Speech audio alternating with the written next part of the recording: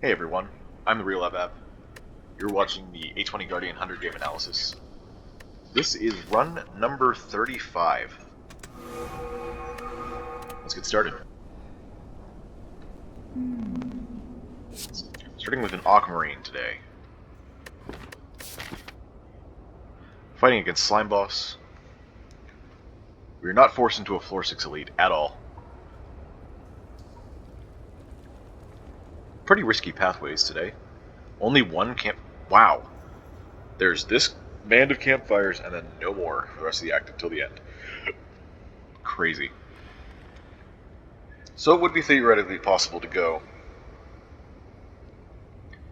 elite campfire on the left, and then take these two elites. There's a lot of fights, but you can always get strong enough to do it if you're lucky. Let's take a look at our options today. Upgrade a card. Could do that to grab the upgrade on Twin Slam super early. Get a random common relic. Take 18 damage for a random rare relic or a boss swap. Taking damage in Act 1 is not a good idea on Guardian since that is when they are weakest. Common relic is pretty solid usually, but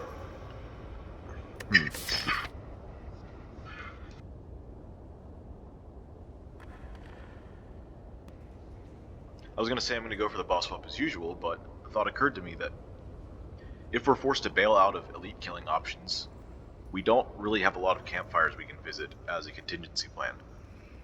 We'd have to fight hallway fights in order to get stronger, or visit shops. And in order to visit shops, you need gold. In order to get gold, you need to fight.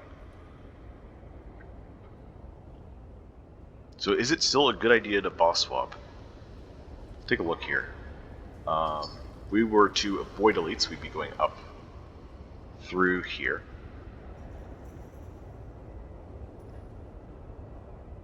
Up to this chest. To the right. Probably up through here. And then one of these ways. Right. I need to get that map up. There's still plenty of fights to get cards and get stronger on that path. And if we do low roll this boss relic, we can slow burn our way into getting strong enough by the end of Act 1 at least. Since in my experience, every single boss swap, even the ones that are bad, will get you some kind of power by the end of Act 1. So as long as you stay alive, it'll usually be worth it. At least for Guardian, because, you have to give up the starting relic. There's also the possibility that we can take a late Act Elite, since this is so far. Going this path means we take less fights. I think we do this. Fusion Hammer, okay. Well, with not very many campfires, that seems alright. It does mean that our Twin Slam is not going to be upgraded unless we find a shrine for it. But 4 energy in Act 1 is a good start. I do think that Fusion Hammer is one of the weaker swaps since not having upgrades can set you pretty far behind in the long run. But with that said, it also means that you can take note. It means that you should probably take notes other than fires most of the time, except to rest in some scenarios. So maybe taking more hallway fights, pathing to more shops, can get you stronger.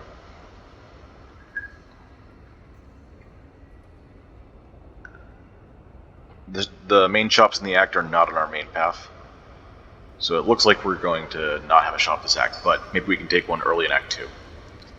I'm going to start here, and then, since it's basically the same as this, but we can choose to take a fight instead of a question mark, let's see how well we can get a start.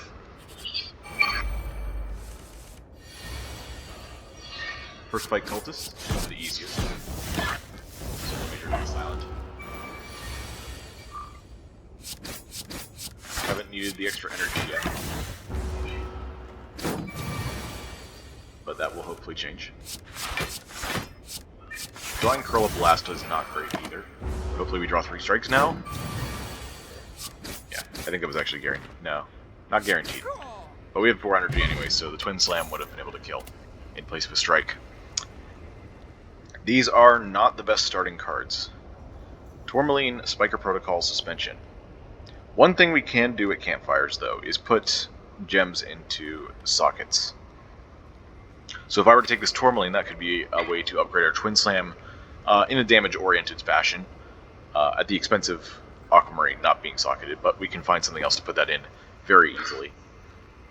I think on 4 energy, taking a Suspension would be a mistake, especially since we can't upgrade it. Since it not only takes up a draw in your hand for 0 energy, and you still have 4 energy left for your 4 cards, but it takes a card from your hand, and then you're left with 4 energy for 3 cards. Generally doesn't work out.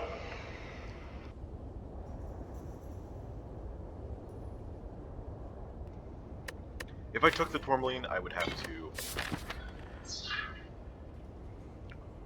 go through however many fights without it socketed, and, same problem as the Suspension, having a 0-cost card. Well, a little bit less than Suspension. You would still have a 0-cost card in the deck, and a 5-card draw with 4 energy. Spiker Protocol, I'm not a big fan of the Protocol since they only brace 3 per turn. Definitely be useful. They're definitely useful in the late game, when consistent brace every turn is more important in order to get back into defensive mode. But early on, don't let the 4 Thorns fool you. Not only is it difficult to get into defensive mode, you only stay in defensive mode for 1 turn when you activate it. And the Thorns, unless you're able to control when you go into defensive mode, it's not going to be very, very good.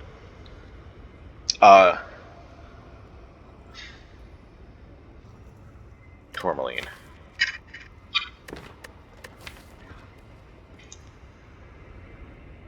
There's also the possibility that we just remove Twin Slam, since 1 socket is not as good as, not even nearly as good as 2. Like, you can find 1-cost common cards that do more than Twin Slam, which have 1 socket.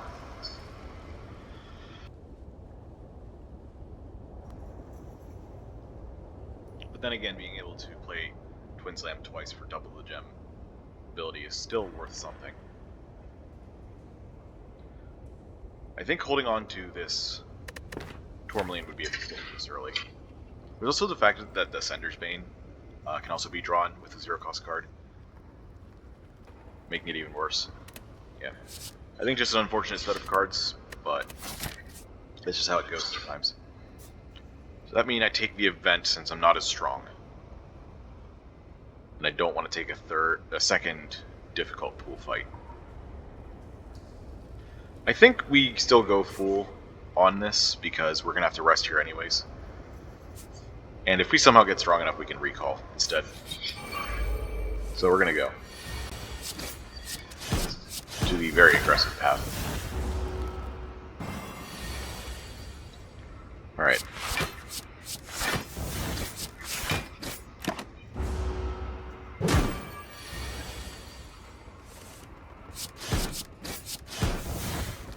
Not bad. Incinerate, Aquamarine, Temporal Strike. Wow. Still terrible options.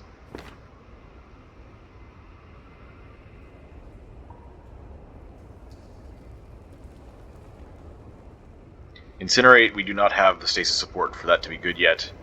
Temporal Strike, as an energy refund card, is not necessary on 4 energy. At least not at this point. And I don't think forcing myself to take one of these is very good, because they only do 1 more damage than a strike. So is this going to be another skip? Unfortunately, I think the answer is yes. Getting very unlucky with our card rewards. Might have to path to the shop instead. Just to get some kind of good card. Generally, even Jawworm you can full block, because going into defensive mode can usually full block whatever attacks come out. Taking 4 here is not so bad, though. We have a 5 and 6 chance to go into defensive here. We got it.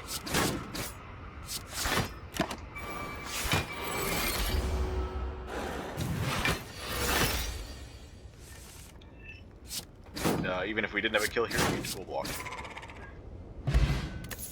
Good stuff. Are you kidding me?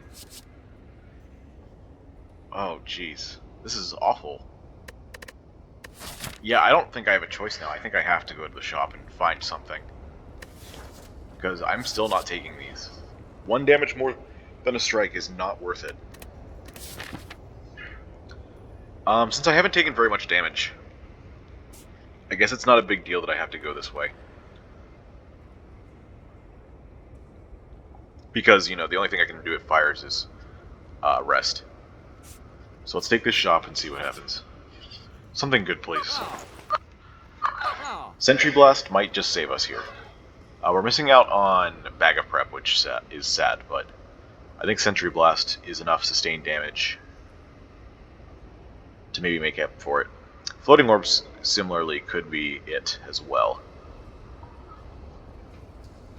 There's also an on-sale Time Bomb, which we can afford. And since I'm desperate for cards, I think I'll take that and one of the other two. Not going to take a card remove, I don't think. So, do I constantly want something in my stasis slot?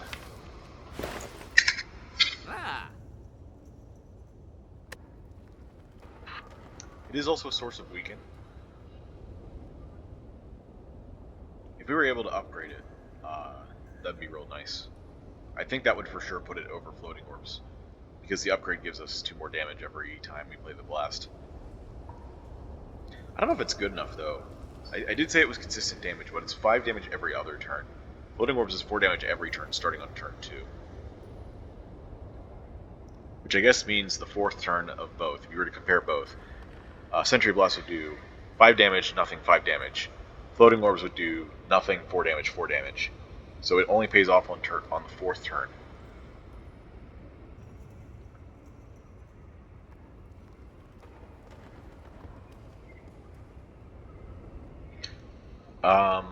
Wow, I guess that would have made the Incinerates good to have the... if we had the Sentry... if we knew we were getting Sentry Blast. The Incinerates would have been able to pull that card out every time. Then I could reapply the weak and do the damage very quickly.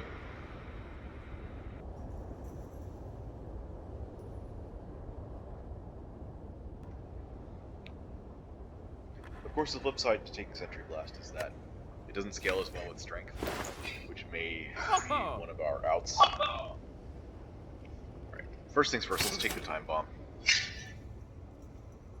It's either Sentry Blast or Floating Orbs. I'm definitely feeling Sentry Blast more because of the weak attached. I feel like the front-loaded damage and the weak are better than speculating that we're going to get the scaling for this. So I'm going to go with that. Very rough start. We're going to go for this fight. Triple Lice. It's not so bad.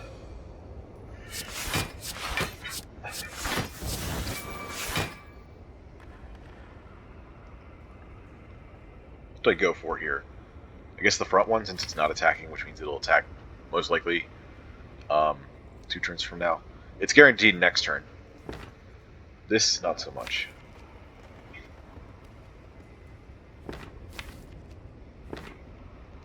It also has less HP.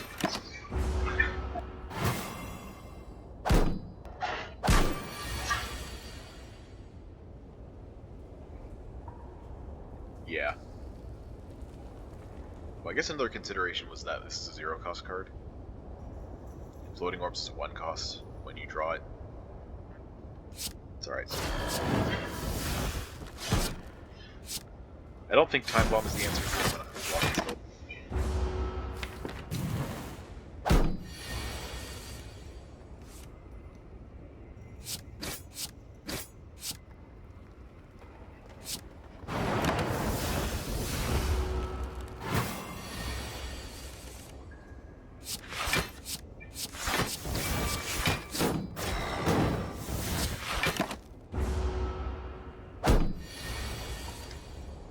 I'll just end turn.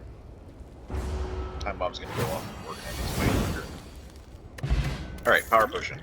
Not the greatest potion, but a potion nonetheless. Fragmented Gem. Might be time for Fragmented Gem to show up. Although if we do that, we're not going to be able to socket it until the end of the act, unless I go this way? We might not even be able to beat elites anyway. Fighting Lagavulin with this deck I don't think does very well, unless the Power Potion hits. Nob is actually going to be pretty difficult as well. The only thing that we're really equipped for is sentries.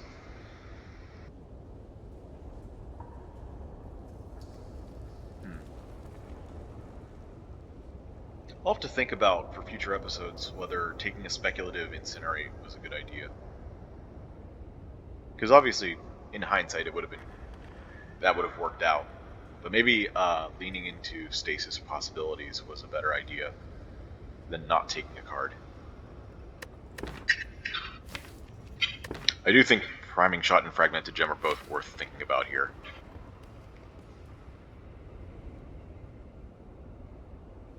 Fragmented Gem would go into Twin Slam, make it a 4 times attack for 16 damage total. I don't think that's amazing, and we can find better gems. I want to be really picky about this gem that goes into Twin Slam, because if I don't find it, then I just remove Twin Slam, because we can't upgrade it. I'm going to go with the Priming Shot. Maybe we get a roll attack at some point. Okay, but we got to fight here anyways. That's good, actually. We block 5 right now, or we block 3 by killing 1 immediately.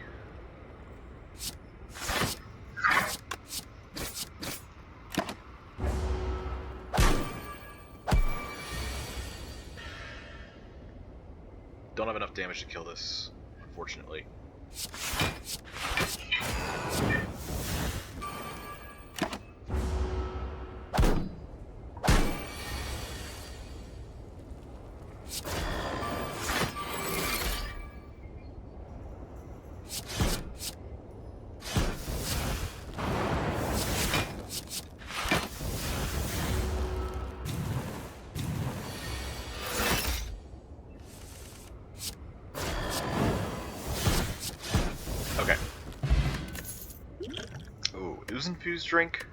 Ooze-infused drink?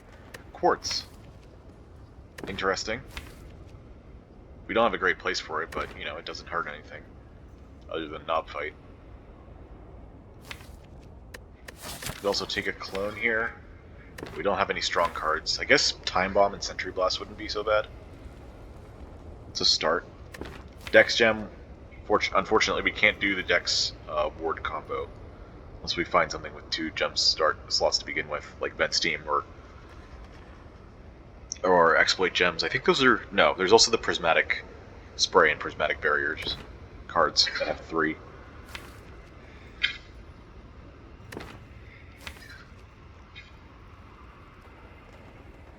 Let's think here for a minute.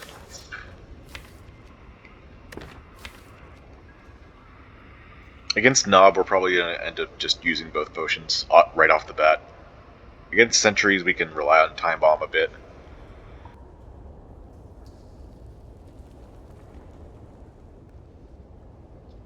Against Laga, Power Potion's going to have to do.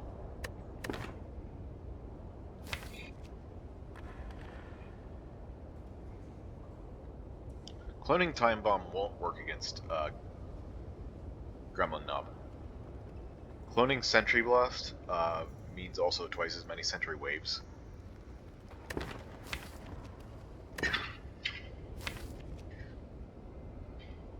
Maybe that's okay though, since it's weakened.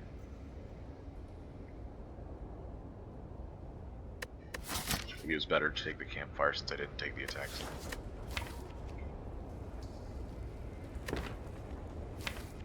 I think we have to take Clone to have a chance to do something strong. Ooze-infused drink I don't think is going to be better than Power Potion. It can hit a lot of gems, which can be useful. It can also hit a couple 0-cost attacks. But I think this is going to be better. Alright, let's hope we win this. Alright, it was not. Oh, and these are terrible. I guess Time Sifter's not the worst. Actually, Ancient Construct makes us not vulnerable, which means we can last longer in this fight. It's probably worth doing.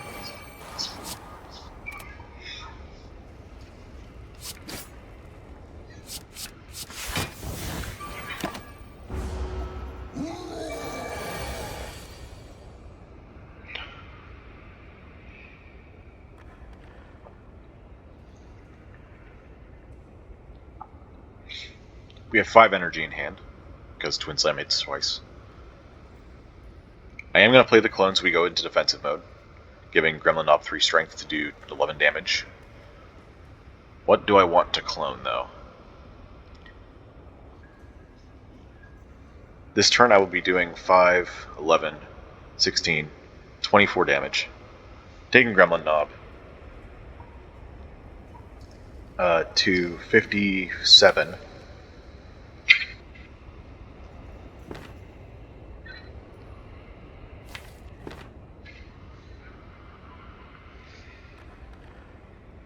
Or actually I could just play Priming Shot and not play the clone. Means I take less damage for the rest of the fight. This fight's going to take a bit. Alright, we'll go with that. Then I can play Twin Slam instead. For an extra 5. Alright, we head into defensive without having lost extra HP.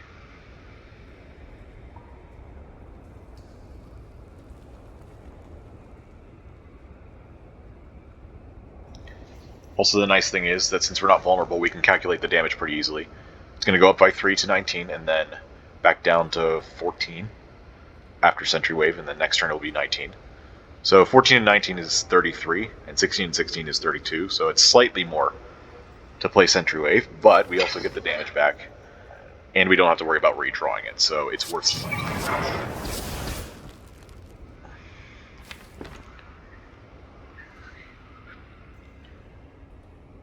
Is it worth playing Distilled Chaos since I have 3 defense in my hand?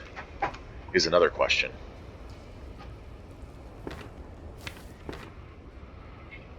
It also gets all 3 defense out of my draw pile. I'm gonna do it. I know that it hits the Time Bomb. Okay.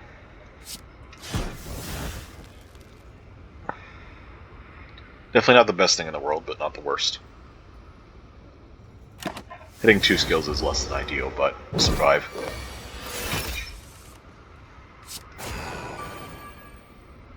Not quite there. Just a little bit off. This does save us more HP, though.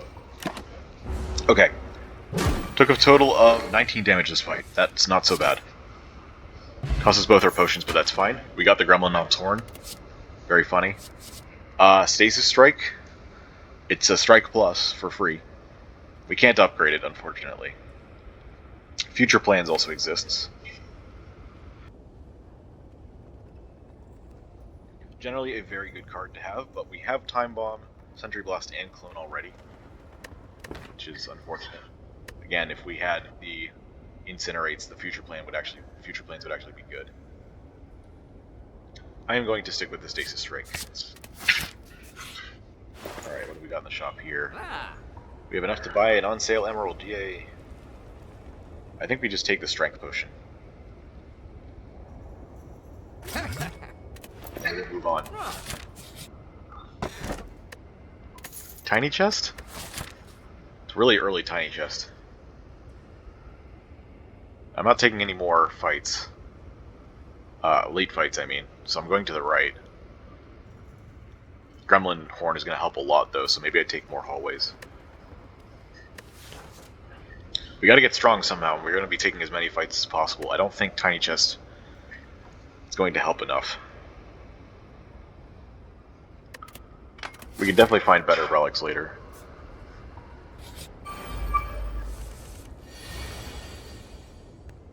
Alright, not attacking turn 1 is always a welcome sight.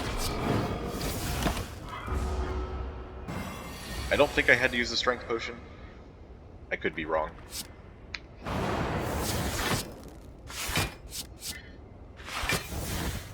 Five damage. Okay. Splits at 35. You could do Stasis Strike, Sentry Blast, and not... Yeah, but then we're missing out on another 14 damage.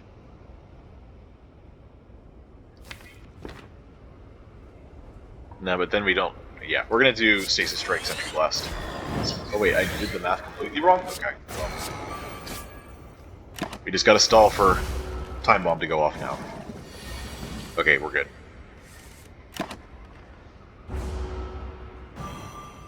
How did that happen? Was I thinking 30, maybe? That's probably why. Piercing Hide, reroute Tourmaline. I think reroute is perfect, with the addition of the Stasis Strike.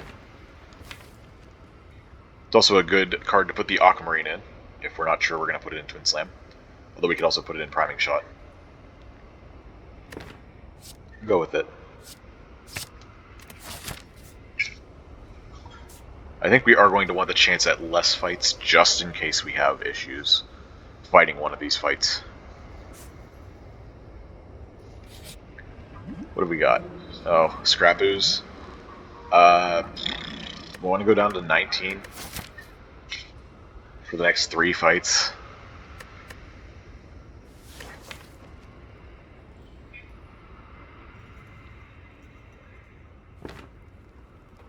No, this is a skip. All right, we got this guy. I'm gonna clone the Curl Up, then use the Curl Up. Then hopefully we draw 2 more block cards. Yeah, that was a bit of a stretch.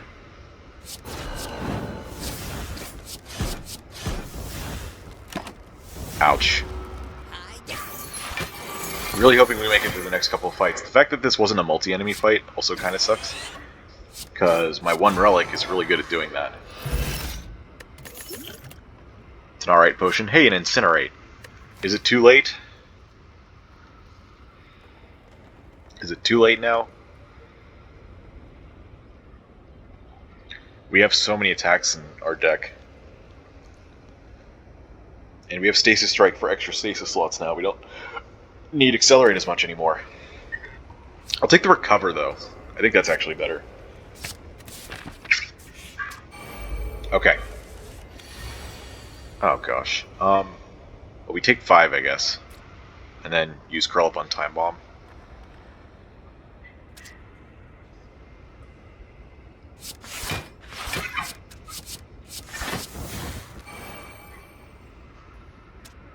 I don't think the Weak Potion's good enough to use on these.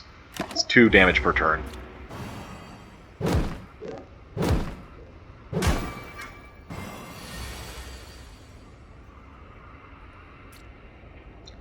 How much is this?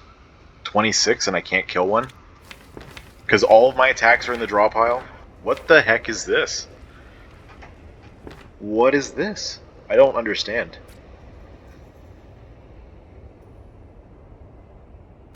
Sheesh. I mean, that's gotta be... No, it's not death. After I use Recover, I only need to take 2 damage to go into defensive mode.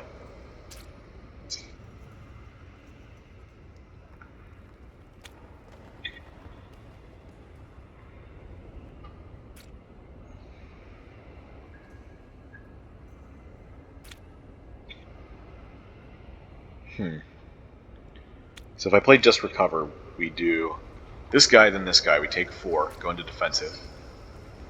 Take 0, take 2, take 6. So that's a total of 10, we die. If we do Recover, Defend, that's these 2, then we take 6, and then we don't take any more. If we do all 3, then we take 1 here, and then 6 here, that's 7, that's all of our HP. So the play is Recover, Defend, leaving us at 1 HP for the next fight.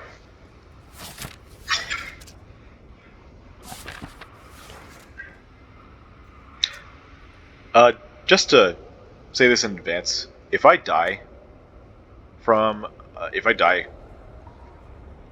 super early, I'm going to run this seed back and try again. Not as an official run, but just because everything went so poorly. And in hindsight, I think taking the Incinerates was a good idea. So I want to test that theory and see how the deck would have turned out.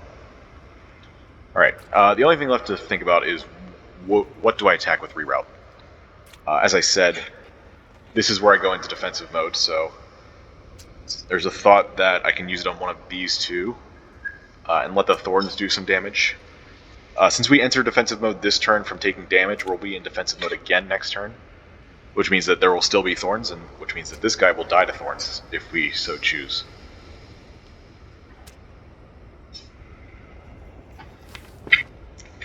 Let's go with that. We'll do this on recover. What would be a good one to bring back? I suppose the damage cards, since we have Gremlin Horn. We're only being attacked for 18. Next turn. Which we can't block, can we? We would have to kill something. Which we have the cards for.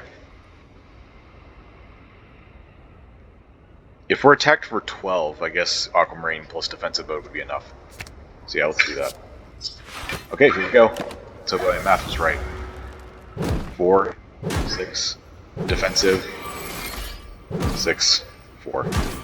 Okay. So we need 12 damage to kill this guy. We have it.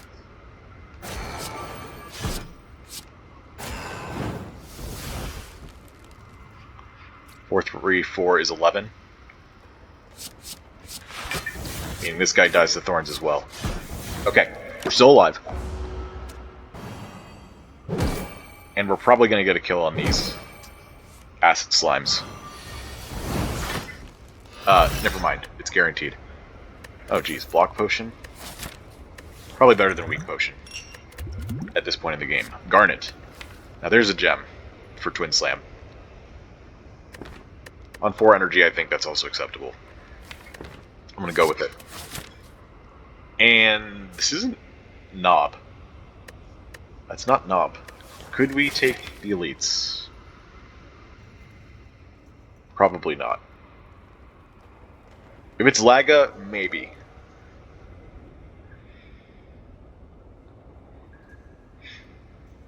If it's Sentries, we have a guaranteed survival on turn 1 with the block potion. But after that, things get very difficult. And unless we're able to kill one of them on turn 2, I don't see us surviving that fight.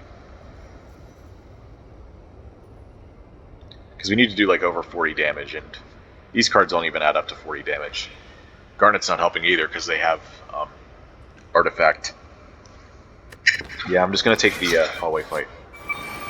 It's 3 lice again. Interesting. Looks like this is a block potion moment. Because I cannot full block the 8 damage here.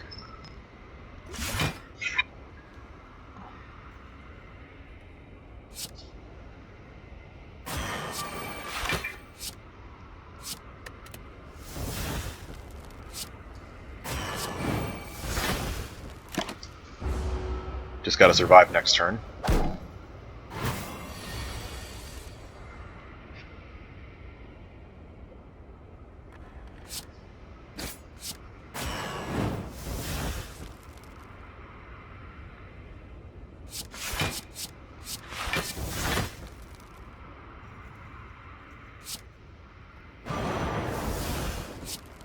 Yeah,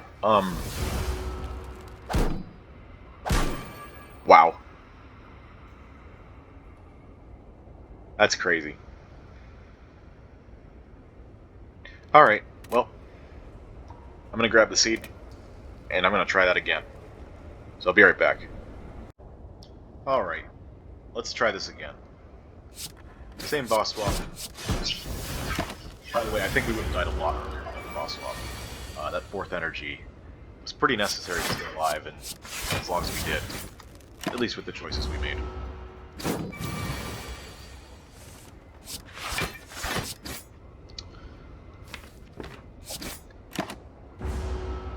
I think last time I played Curl up there, but I don't really know why. So we can kill this turn. Right, we skipped Tourmaline Spiker Protocol suspension. I'm going to stick with this decision.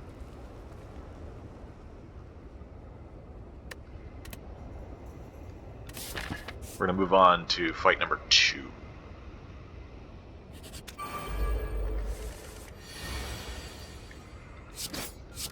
looking pretty familiar. Card draw, order, how we fight the fights and all that.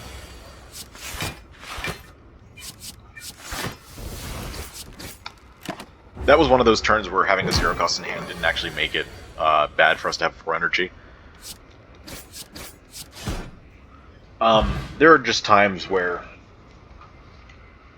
if that happens, the 4th energy doesn't matter quite a bit because sometimes the enemy isn't attacking, and then you have multiple block cards in your hand, and with 4 energy you're playing most of the cards in your hand always. Anyway, not always.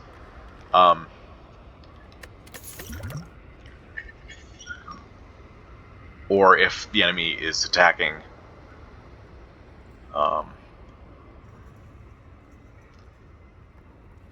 and your hand is full of block cards, you're able to defend with only 3 energy worth. That kind of thing. So, in between restarting the run, I was wondering if I should take the first Incinerate, or the second Incinerate, or both, and what my logic would be if I was starting this run fresh. But since we skipped the floor 1 card, I think that makes it this makes this very clear that we're taking the Incinerate already. If this was a floor 1 pick, I think there's a very big possibility that I might still skip it, just in case. But after skipping once, you have to be a lot less picky. So we're going to start that immediately. Now there's still the question of whether or not we would take number 2.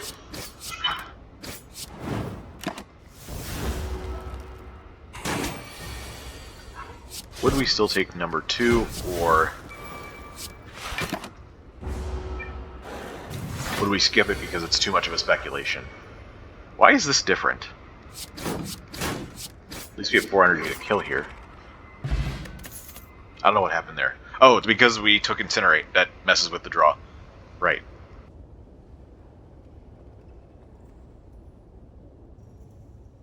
So do we take a second one? Here's an argument here.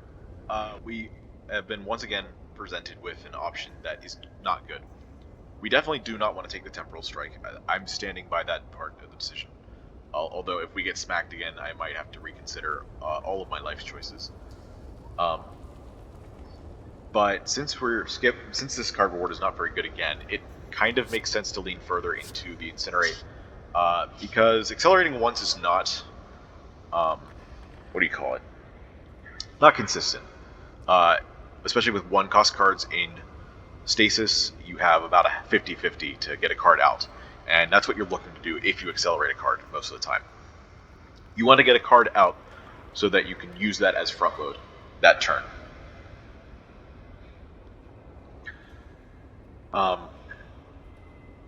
So 1 Incinerate is... Excuse me, something. 1 Incinerate is inconsistent, but 2 Incinerates means we get 2 chances. We get 2 Accelerates, which means that by the time we draw the second one, at least, we'll be getting guaranteed value.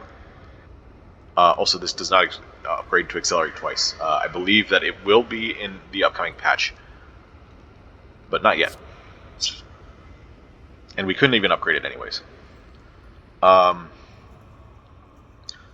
So taking 2 Incinerates means that if we find any kind of stasis thing, we pick it up immediately and run with it.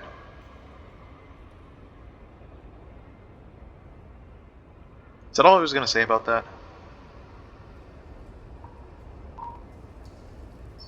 Basically, you're faced with a decision to increase your risk for a higher reward, or not take a risk and be just as bad as if you had taken the risk. So I'm going to take the second Incinerate. Now, we know it's in the shop, right? I think going to the shop is still correct, because since we're looking for a specific synergy, that is, something that puts cards into stasis, we're more likely to find that in a shop. And also, since we've taken 2 cards that are just barely better than strikes, going to more hallway fights is it's a pretty risky endeavor, especially since these are hard pull fights.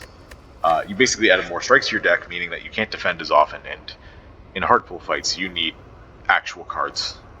So I'm going to go to the shop again, which is nice and convenient, of course, because we know what we're going to get. We're going to get a Time Bomb, we're going to get a Sentry Blast. Both of those are decent stasis-related cards, and suddenly we're back on track. I'm even going to take this hallway fight here, I think. Maybe.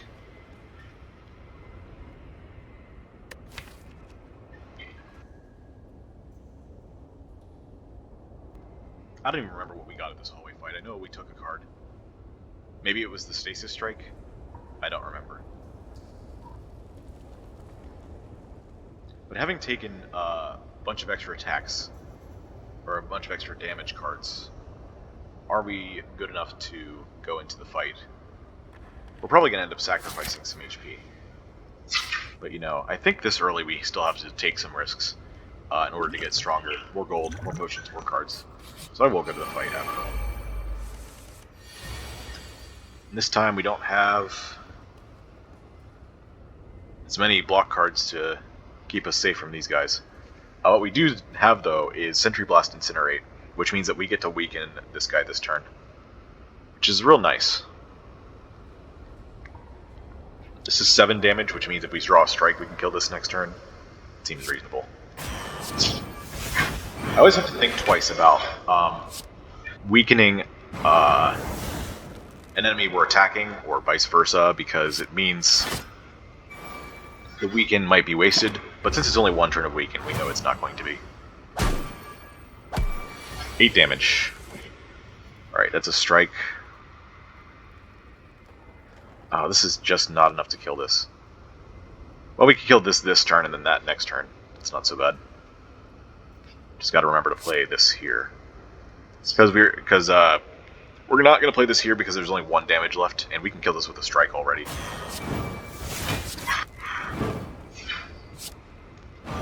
Also, it doesn't matter that that's weakened, but I did it anyway. Alright, give me the strike.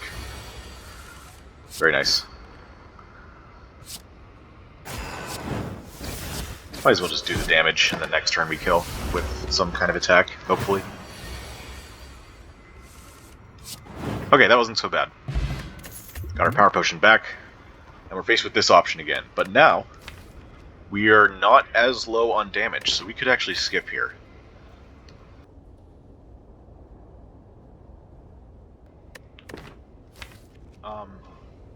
Again, with the Fragmented Gem, the problem is that we wouldn't be seeing it for a long time in the Twin Slam. We can also find better gems for Twin Slam in the future. And socketing it is going to be difficult. Priming Shot, I think, still has some merit because it braces for 3.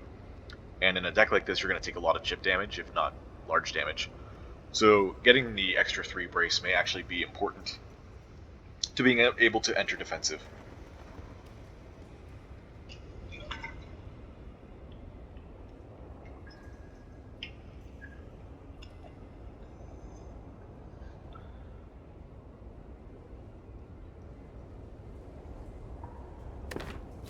Repulsor's still off the table, I think.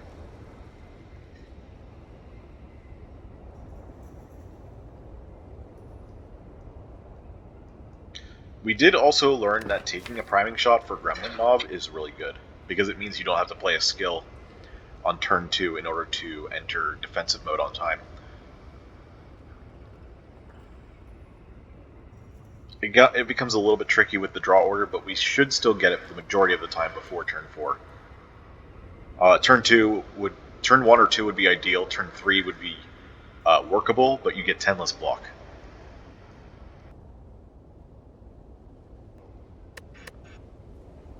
I'm kind of convinced by that Brace 3 argument, honestly, against Knob. Because this deck is not very strong against Knob anyway. Like, it's definitely stronger than what we had last time. So we might be able to get away with just using the Distilled Chaos.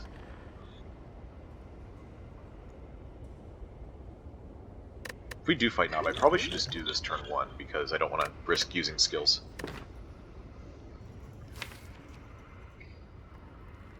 You know what? I'm going to take it for learning purposes. We're gonna fight these guys. I guess we can full block this time because of the draw order has been messed with, which is interesting. If I remember correctly, they both did off this turn though. No, next turn. Okay. But now we can kill this one this turn without worrying. Which is cool. Setting up some stasis combos is pretty cool.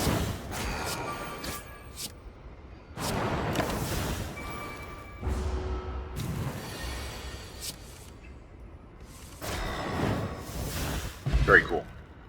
I'm still going to skip this, I think. Although, now that I have more attacks, something like Strength Gem or Garnet, the Vuln Gem, would be useful to get out of this potion.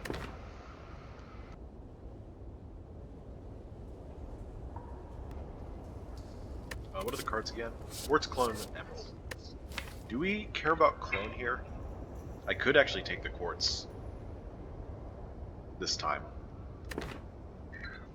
It would get in the way of the Knob fight a little bit. But with a turn 1 Distilled Chaos, I think we might be okay.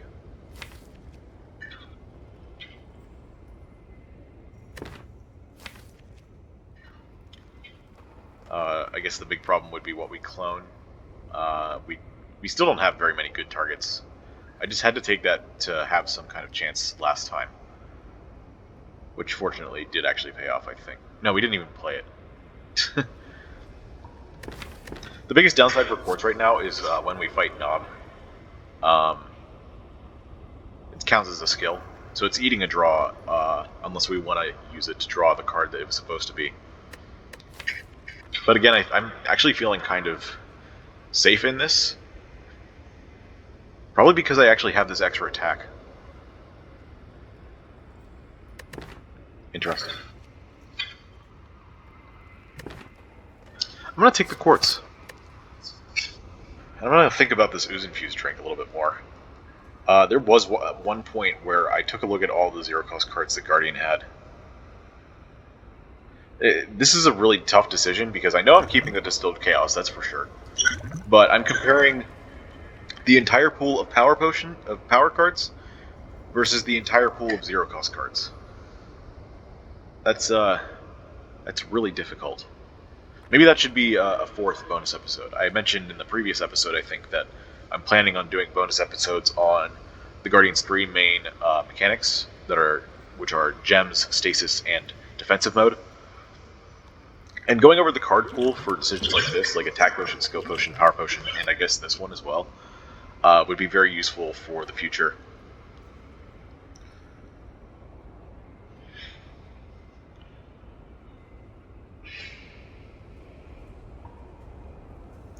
And again, I'm trying to approach this from the perspective of I don't know what this elite's going to be.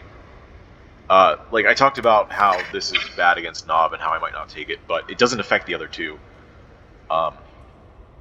fights at all. So we don't have to think about them. We have to think about the possibility of Knob. Because, you know, when you're early on in a run, you don't want to be taking risks on 1 in 3 to lose your run so early. You want to be aiming for consistency. Get out of Act 1 every time. That's what you should be aiming for. Because you never know what's going to come right after that. You could get super strong out of nowhere. So as long as you're surviving, you're doing well.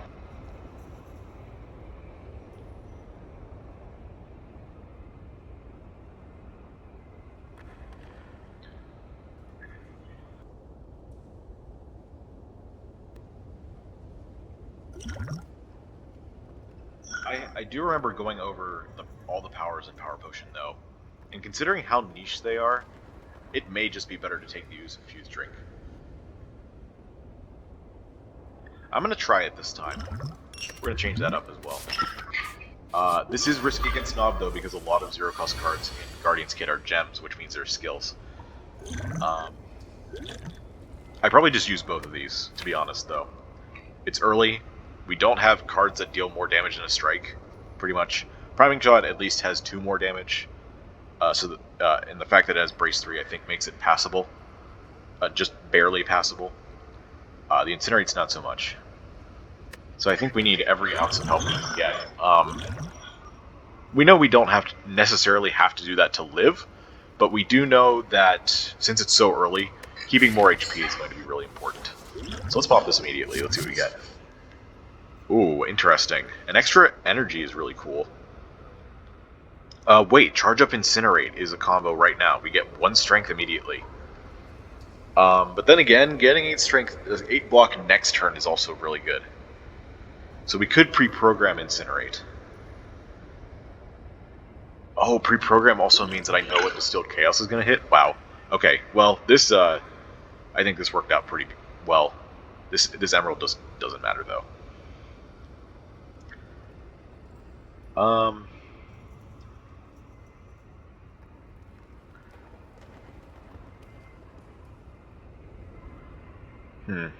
There is also the idea that if we allow Charge Up to block for 8 next turn, we're not going to be able to go into defensive for turn 3.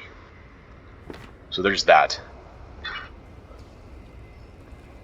I think that's actually a really important consideration, because we didn't get any kind of damage multiplier.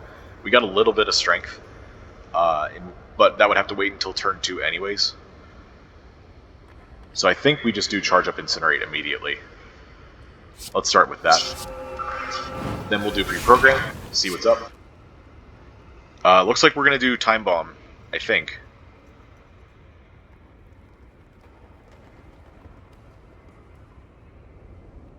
Maybe it doesn't matter. Yeah, because whenever we use Distilled Chaos on, it's going to play the card. So we could always put a different card into stasis, since Time Bomb is also going into stasis.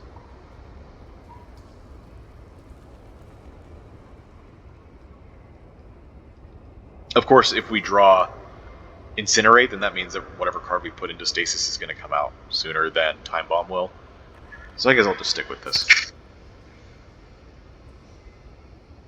I guess that means we don't use Distilled Chaos then, either, because it's playing 2 defense and a strike, and a... What was the third one? Priming Shot. But then again, it also gets them out of the draw pile. Which means we have a better turn next turn anyway. Alright. I'll do it. We do have to play Curl Up this turn in order to properly go into defensive mode. I'm going to do it like this, so that we get the second slam out anyways. So we haven't truly lost any damage.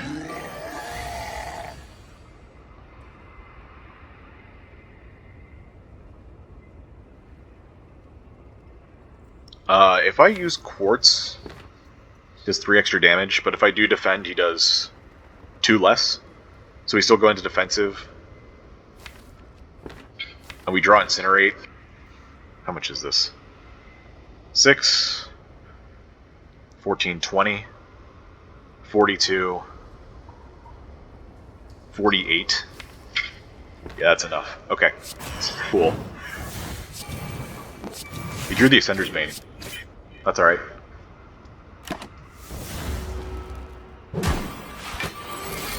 Maybe we didn't even have to play the Quartz then. I was so caught up in that I didn't even think about it. Alright, well. 3 more unnecessary damage, I suppose. I was like, we got Gremlin Heart again, but that's how the seeds work. That's how that works. Future plans. Since we have Accelerate now, 2 sources of Accelerate, we actually don't want Stasis Strike. It's kind of like how on Defect, Capacitor and Loop don't really work together. Capacitor gives you extra slots.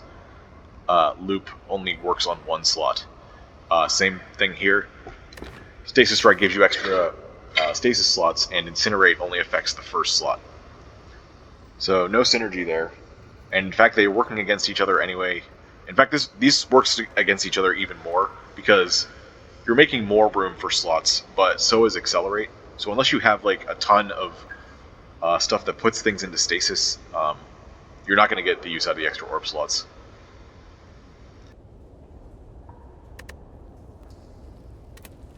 I think it's fine to pass on this, though, because it's only doing 9 damage for 1 energy, which is generally pretty good with the stasis slot gain. A strike plus for free that you can upgrade later for 13 damage is acceptable as a 1 cost. But here we don't need it. Now, the other things to consider, of course, are Sentry Blast and Future Plans. I think with Accelerate, we don't need more than 1 Sentry Blast, because anything we want to do with Accelerate and Sentry Blast, we can just do with 1 Sentry Blast. I think Future Plans is really, really good value in general, so I'm going to take that instead. Hit the second shop. We still have 69 gold. I don't remember if that's the same or different as before. I thought it was 68 before. We're not taking an emerald. I think we still take the strength potion, especially now that we have 2 incinerates. Although, I guess we did just skip an attack, so we only have 1 more than usual. I don't think we have energy problems to take the energy potion, so I think the strength potion's worth it, especially to survive on 30 HP through whatever we face next. Let's go here. We're going to skip the tiny chest again. Now the question is, can we take this elite on 38 HP and head through all of this? I don't know. I think we are a lot more capable of taking on sentries now that we have the strength potion to incinerates and all that. As well as Future Plans, Time Bomb, Gremlin Horn. I think we are in a much better position than we were last attempt at this run. And Lagavulin's generally a very safe fight for Guardian. As long as you're able to get into defensive mode, starting on the turn right after you wake them up, you get free block for that cycle, and you're pretty much set.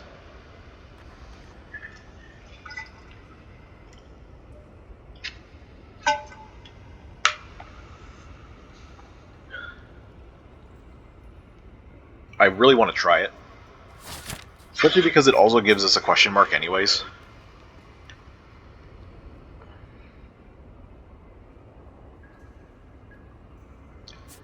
I could just go this way, though. Maybe that's the mistake I made last time. I didn't want to head to the shop for whatever reason. I guess because I was poor. I kind of just ignored the fact that that would be a much safer route than taking 3 more fights.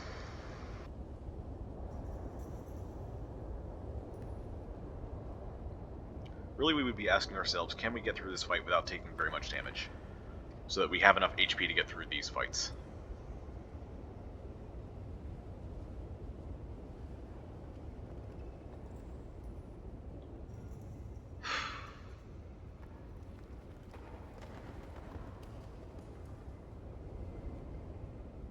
My heart really wants me to go this way and try this.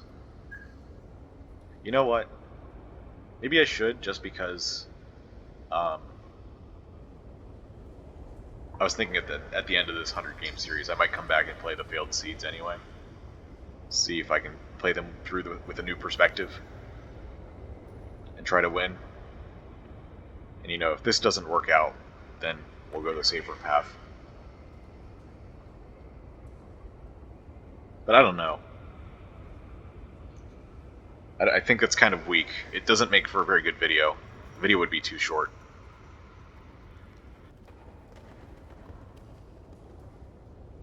Says me at the 50-minute mark. I think 50 minutes. I had to restart the recording, so I'm only seeing the second half. The timer on my recording thing is roughly around this. We're like 12 seconds behind this. I really do want to take the elite. An extra relic would also be could potentially also be really helpful against these fights upcoming. We know that we have Gremlin Horn, so that helps out quite a lot as well. Only 2 fights. What can we even fight? We fight 3 lice, looter, slaver. Again, I'm trying to think through this through the perspective of if we don't know what's coming.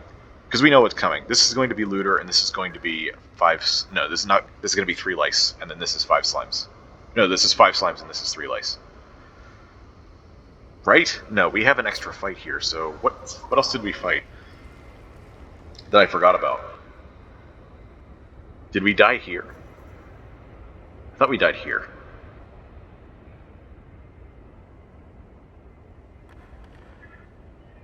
No, we died here. This is the last one we had to get through, and we didn't. No, this is the gray spike slime, and then this is the looter.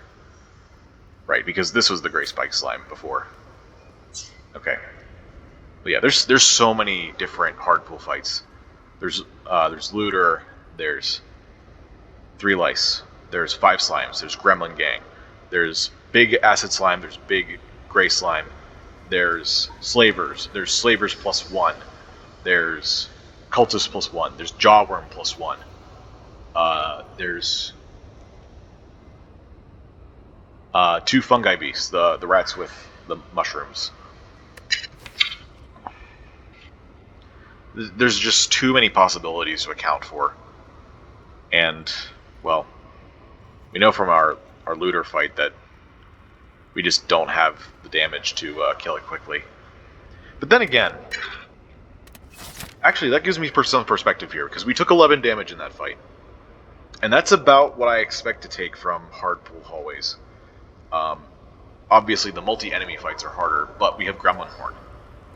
So we take about 11 damage on average, I think. Maybe 10? I guess 11 on if things go badly, so this is 22 HP right here. So we're down to 16. I think we can get through this without taking more than 6. So that's 28, and then we have to take this only taking less than 10 damage. I think it's possible. Call me crazy, but I think it's possible. Screw it, I'm gonna try it. And no, I'm still not doing this. Maybe if we went this way, we could have actually done that. I guess that was also part of the mistake, because we would have found that here in our last run, and then we just didn't go for the relic and go right. We skipped it and went left. Don't know why. I had kind of a brain fart in the strategy there. Okay, we got Laga. Gotta plan this very carefully. This is going to be our strength potion use, I'm pretty sure. Unless we get an amazing draw. That ain't it, though. Future Plans is a great start. Being able to block when Lagavulin wakes up, though, is something we need to think about. It could put a strike in there, because Lagavulin will be awake by the time the strike comes out. Meaning we don't have to worry about the Metallicize. Oh, but there's Incinerates in the draw pile. So if we want to use Incinerate, the Defend will come out next turn instead of the turn that Laga is actually attacking. Okay, so it has to be a strike. Alright. And I think since this stuff is pretty bad, I think we have to use the Strength Potion now. We might end up taking a lot of damage next turn since we didn't get Curl Up early enough. Sheesh.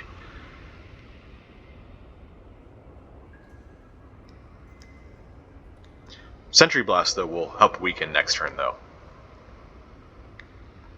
Alright, let's use this. Now I gotta decide, am I going to put the Defend into stasis? Am I gonna put the Time Bomb into stasis with Future Plans? I think I put the Defend in so I can accelerate it out.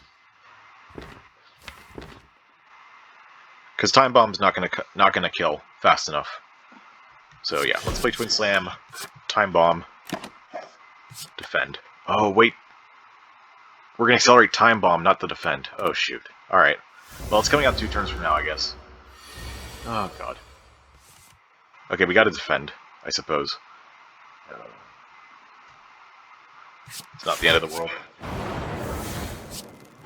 We only take 10 damage here? I guess that's fine. So I guess I play Curl Up to make sure we enter defensive and not take any more damage. Well, the good news is we know what's coming up, so I guess, you know, even though we played as though we didn't know what's coming up, we're pretty safe. Because we don't take damage to Spike Slime, I don't think. I think we split fast enough with the attack density we have. Regal Pillow, wow! What a combo. And that's not even sarcasm, that's a real combo. If we survive to the campfire, we're going to be really well off. I think this is a Piercing Hide take, just for HP's sake. Time Bomb number 2 is not it. Alright, let's go. Whoa, wait, it changed. It's Acid Slime now? That's crazy. I didn't know it could do that. Okay, well, 2 damage. Please tell me we split here. We're gonna try to. Oh god. 20? 35? Oh, it's not enough? Are you kidding me?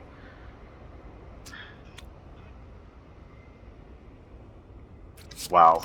Alright, well.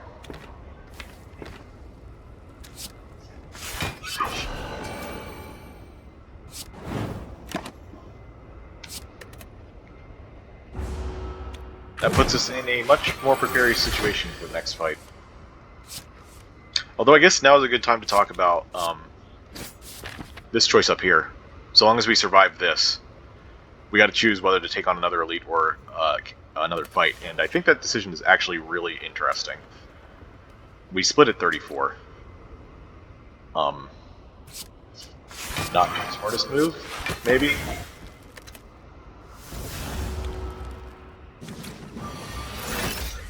Alright, we're going for this front guy. Oh wait, we have Time Bomb, we're fine. We're fine. Don't panic. I'm talking to myself there.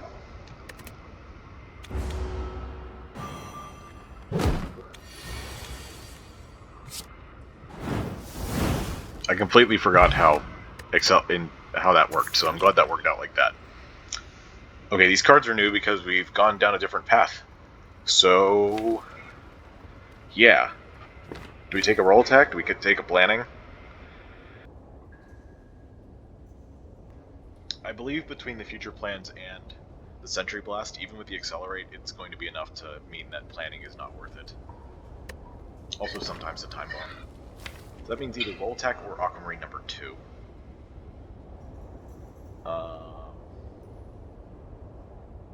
Good question. Well, we know that up next are the slimes, so roll attack might be useful if we draw it on turn 1 to instantly kill a slime for a Gremlin Horn proc, as well as being a little bit safer. I suppose that goes for any multi-enemy fight. It's a lot of front-loaded damage. Also, the brace is very useful. It's really important.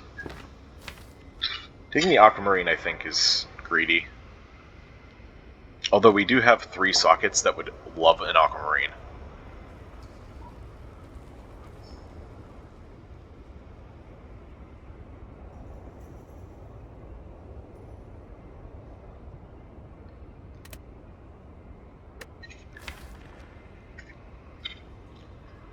Technically, we've only got 4 attacks out of all of this, but Future Plans is a power. Quartz doesn't count. I guess our attack density is a little bit under where I'd like it to be.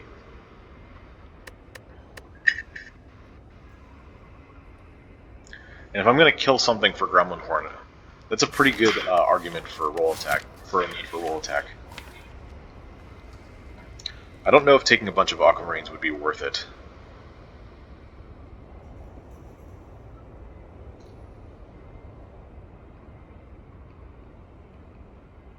It probably would be.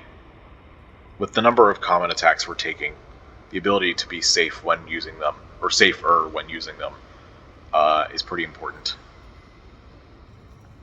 But it is going to clog our draws until then. Against something like Slaver or Looter,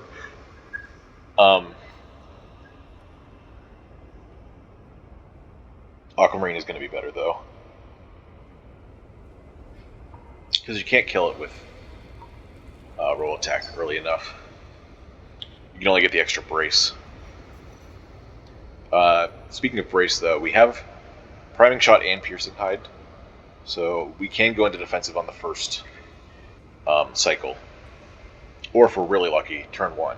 So long as we draw roll attack, curl up, and one of those two.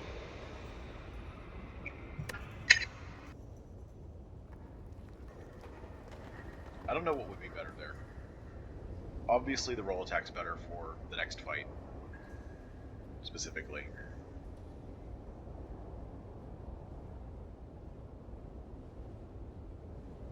We do also have a weak potion, which is very specifically better for the larger enemies since they attack for more. The smaller enemies like the slimes and gremlins would not benefit from it as much. That may be a good enough reason to take the roll attack. But I actually kind of like both of them. Because getting the aquamarines into these is also really good.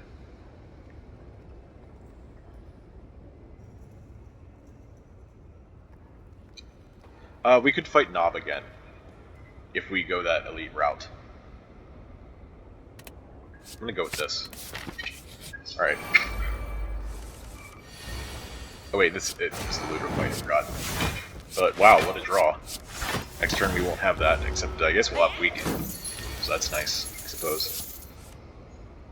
Oh, I was really hoping that was curl up. Would have been amazing. It's like we're taking 8 damage here.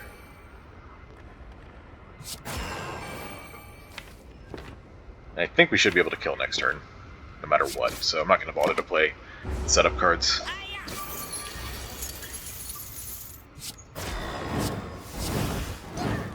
Okay. Block potion, that's great. Oh wow, these are gems. Onyx? Onyx and piercing hide.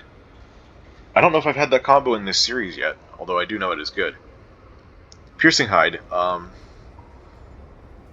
Onyx is good in it because it has a very natural 2 temporary thorns. And, you know, as a block card, it can be used pretty much at any time in a turn. So you can play your setup cards and then piercing hide, and you're fine.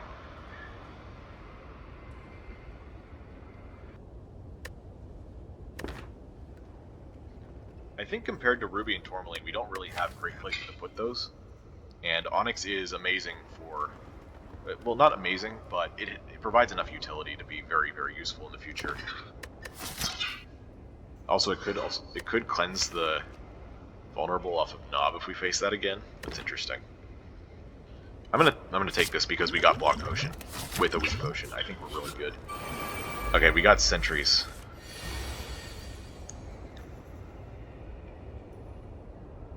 What's really interesting here is that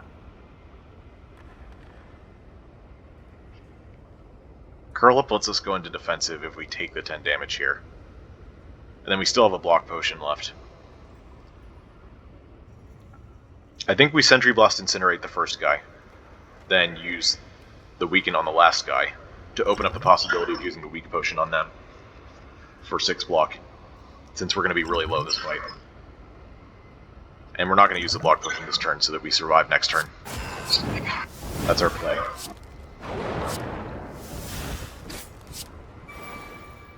Here we go. 1 HP in a dream yet again.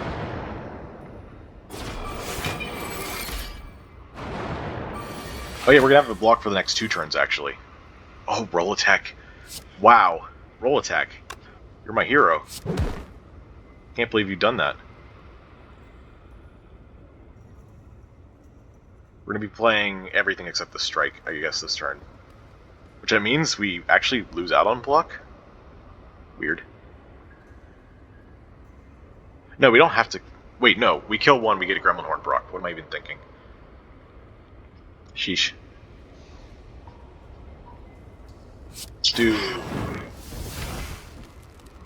We don't have a better attack than this, so let's do the strike. Do I play this? I guess so. If it was Time Bomb, I would have played that instead. And I'm going to go for this back guy, I think. We have 15 damage here.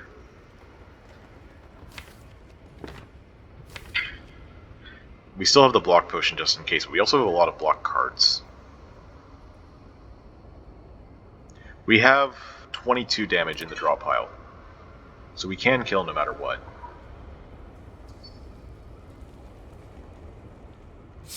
Alright, we're gonna go for the back one. And I'm gonna strip the artifact off this, just cuz.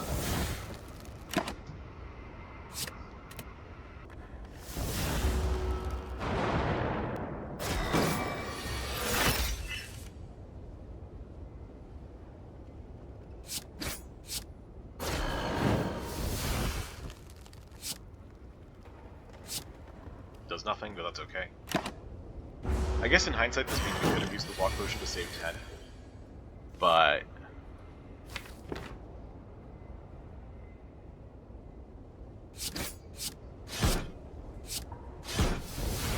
oh jeez. Now I gotta make this weird decision. I'm gonna play the Sentry Wave, and then, you know, if we miss out on the block, we miss out on the block. I guess I put the zero cost defend into stasis though. Come on, attack. Yeah, there we go.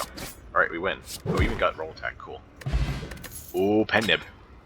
That's, I think, pretty good against Slime Boss. Although it's gonna take a while for it to stack up. Another roll attack. Sheesh. Recover's back though.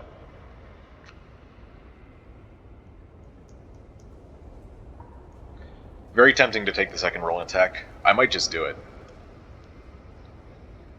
With our combination of 2 Brace 3 cards, we have... that opens up a lot more possibilities to entering defensive mode. Such as Curl Up, Roll Attack, Curl Up, Roll Attack, Brace 3 card. Or both Roll Attacks, both Brace 3 cards. Sheesh. Also, we don't need to worry about block for the first turns of Slime Boss. I don't think. I think we should be focusing a lot more on defense. Or on offense, excuse me. Recover's good to handle the slimes that it gives, but I think between our offense, our brace, and the fact that we have Regal Pillow with Fusion Hammer, we'll be just fine. Wish I could grab the Warp Tongs from last run and just insert it here. I'm going to take this roll attack. Alright. Wow. What a lineup. Aquamarine, whew. I guess I put that in a roll attack? Like, I could put it in any of our common attacks. If I wanted. But the thing is about roll attack and priming shot, well, I guess priming shot specifically, it's a brace card. So if you go into defensive, then you don't need it as much. You can use a similar reasoning for roll attack, but it's also a 2-cost card, so it's a little bit more vulnerable. Incinerate doesn't have either of those properties, but you can also just get cards out of stasis anytime. So I don't actually know which one that goes in. Let's throw the Onyx in the Piercing Hide first. We still don't have a great place for the Quartz, so I'm going to skip that. I don't think it's a good idea to throw it in one of the 1-cost cards here. Maybe it's fine though, because we have an extra energy. Having a 1-cost draw card may not actually be so bad.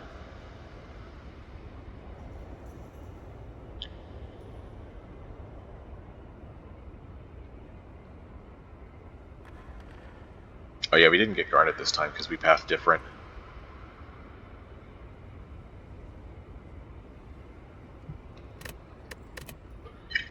I don't know what would be the best for this. I guess roll attack has the highest chance of killing a unit or splitting it in this fight, so the ward might not be necessary there. Priming shot doesn't have a particularly high chance of getting us into defensive. Incinerate's strong enough to create combos with, so it may not be as vulnerable as it seems.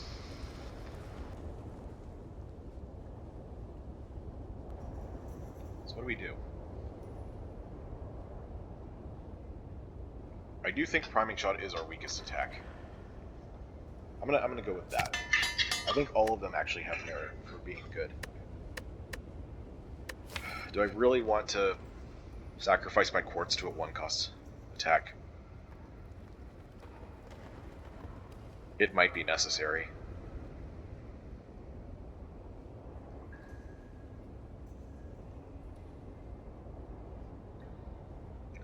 Incinerates already kind of get cards out of stasis, so drawing a card isn't particularly necessary there. I guess that would have gone well in the priming shot. I could also put it in Twin Slam, but that's weird to me.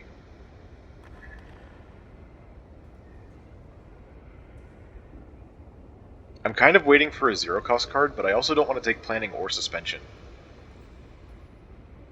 What else would be good with it? I guess Bobble Burst, because even though Bobble Burst costs 2, you can put it into stasis and then it draws 3. With Twin Slam, you can't really get that same benefit. You get it for free for 1 use, but then the second one is always 1 cost. Exploit Gems would be a good pick for that as well. Kind of opens up that possibility if we get that from the boss. Any other cards are trash.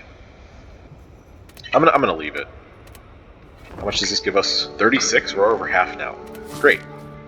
This is great because Slime Boss hits for 38. And we have ways to block. Just enough to survive that. Speaking of which, we already got a solution. Defend in stasis. Okay. I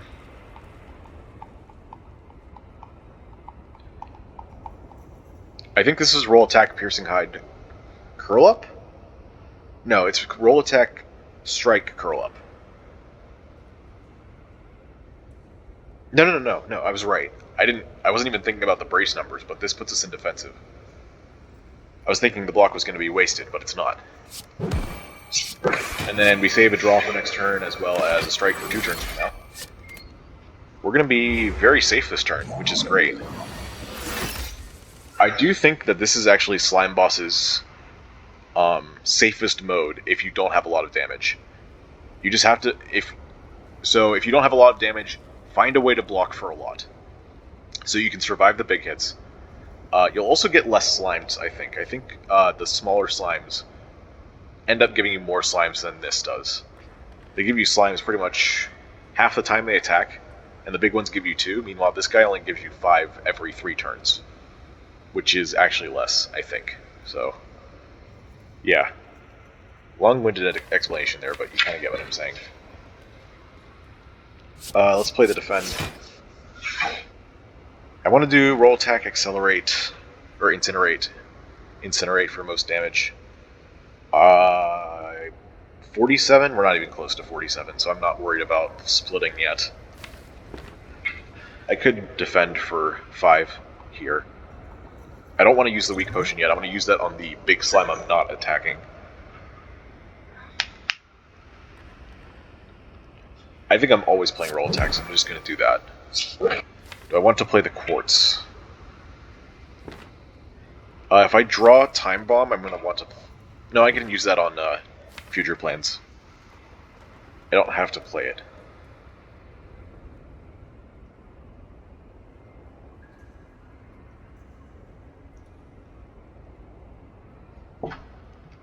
Like, we already have okay cards in our hand. I guess I don't want to shuffle without... I guess I want to get Time Bomb guaranteed to go in sooner than later. This is a 5 and 6 of going in next turn, but if we hit that 1 and 6, then it's going to be... Maybe it won't matter. Maybe we don't split Slime Boss fast enough for that to matter.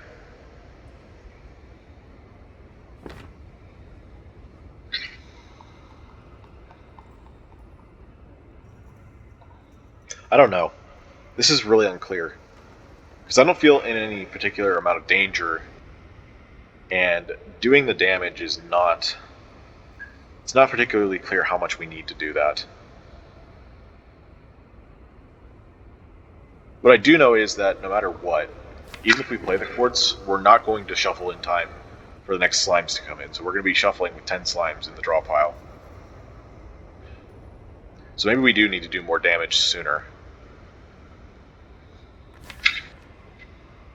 I think the Time Bomb is still okay to wait on. I'm gonna do double incinerate from that one. Wow, 86. That's actually closer than I thought it would be. All right, let's put quartz in since defense is not going to come out in the right turn anyway. We'll take 6. Okay, 10 damage to split. So our only option is priming shot here. Or I guess we could do sentry blast. Get that in, get that rolling.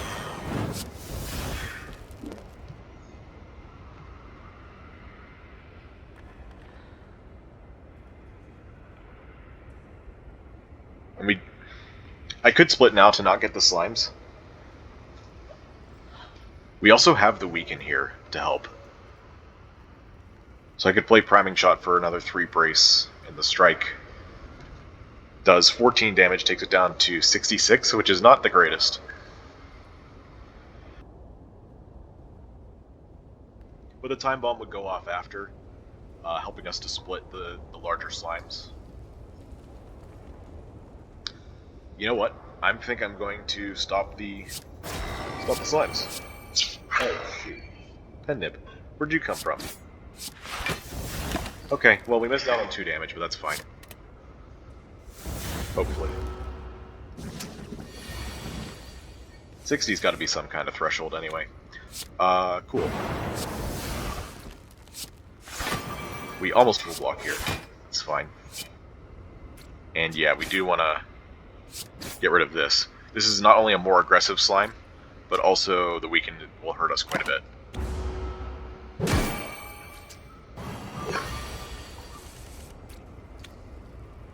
Oh hey, roll attack puts us into defensive perfectly based on the damage we took. Very cool. We can split this now as well. I think that's worth doing. Because the time bomb will go off and then those will be really easy to kill slimes. And I guess we might as well put this in since it's not going to take up stasis slots for long. Boom. And then Gremlin Horde comes into play? Cool. Exact damage. Exact damage. Ooh, and Pen Nib's back. We have block this turn. Could wait for the oh, if we wait for the weaken to wear off, we can do roll attack for the full damage. But then again, I can also just stack up the Pen Nib. So I'm gonna do that.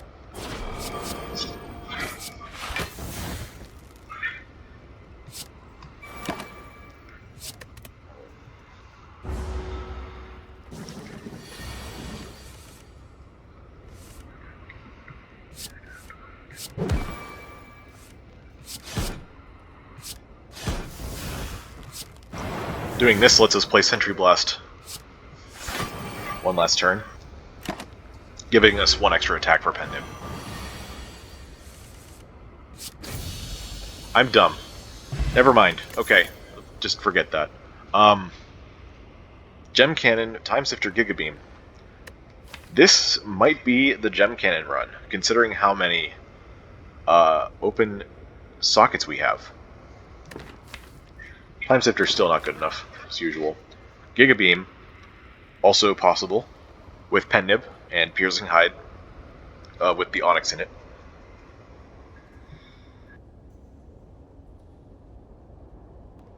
Also, with future plans, we can put into stasis until a turn where it would be useful.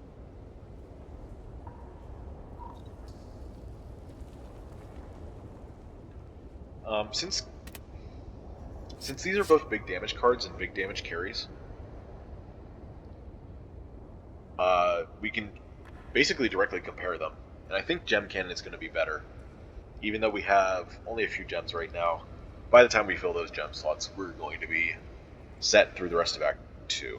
Although we have to take gems, and then taking gems means waiting to socket them. At least this doesn't require them to be socketed. It will affect this one as well. We have Onyx here, Ward here, Quartz there. It's 3 gems already. 30 damage. And pen nib. I think we're gonna go with this.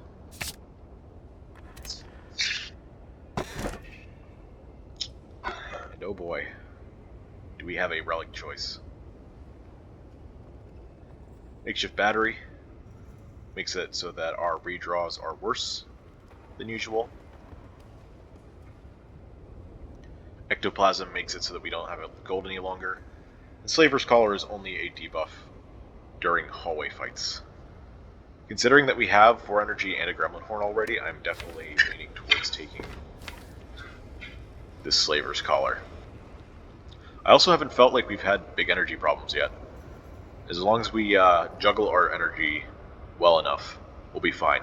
Oh yeah, especially since future plans. We want to leave 1 card in hand most of the time anyways, which will, of course, discount the card. So yeah, I think this is a pretty easy Slaver's Collar. We don't need to take those downsides, and this downside is very workable.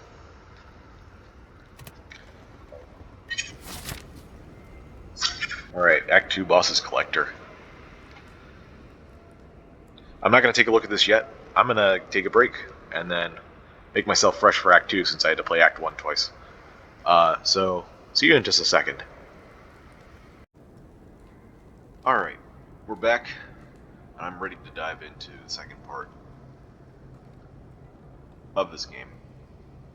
The second attempt at this seed. Looks like if we want a 3-elite path, we have to go through the Super Elite. It's not a very forgiving path, that's for sure.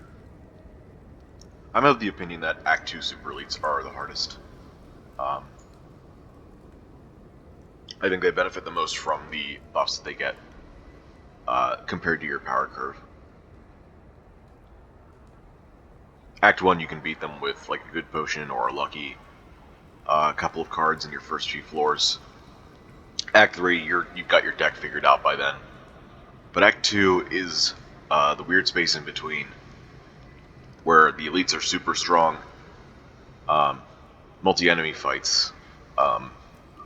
Actually, 2 of them are multi-enemy fights, and then Book of Stabbing is a multi-attack anyway, so strength always works. They have a lot of HP, so the regen and the max HP and the metallicize are all very helpful to them, because you're going to have more turns of fighting them.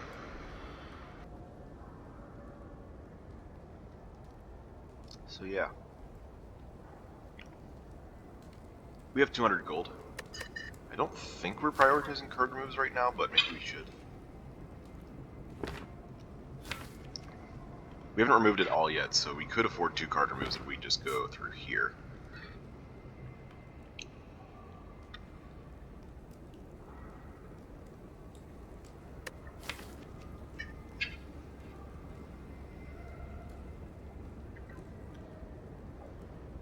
Also, it helps us get to our gem cannon faster. I think this deck had enough damage for Act 1, but going into Act 2, I'm not optimistic.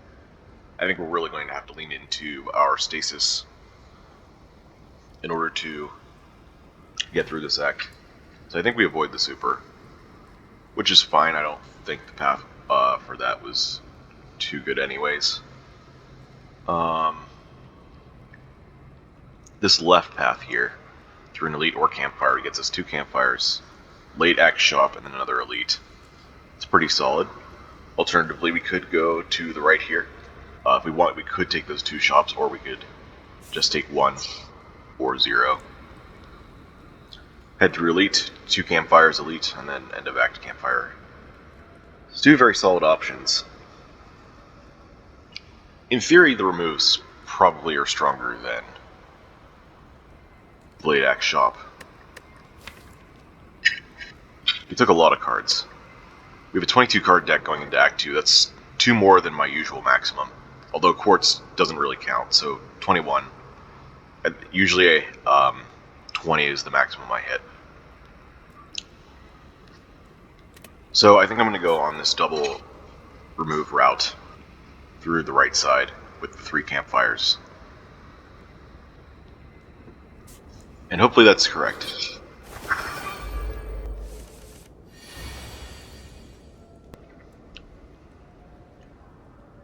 Unfortunately, this is not the fight for Gem Cannon, as it only hits 3 times. I think. It's not the fight. Maybe it is. With some lucky hits, we could actually knock one of these guys down. But then again, maybe I should just focus on getting this, starting to attack this guy. Piercing Hide will help a little bit with 2 temporary thorns. We'll do 12 damage to each of these. Also, we'll have 7 plus 3 block, 12. 7 plus 3 is 10. It's not a good start to the day, already adding 7 and 3 and getting 12, but we'll manage.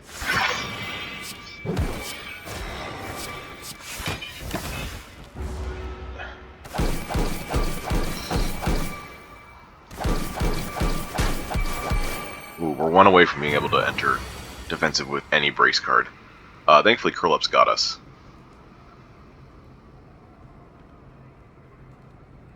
Okay, I'm gonna take. I'm gonna do this. Place a time bomb. Okay, unlucky. 24 here. We could use this to save 4 HP, but I don't think we need to. They're all gonna die.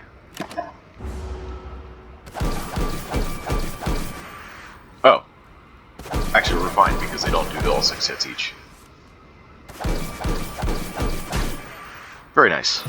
Exact block. Walker Claw, Prismatic Spray, a second Piercing Hide.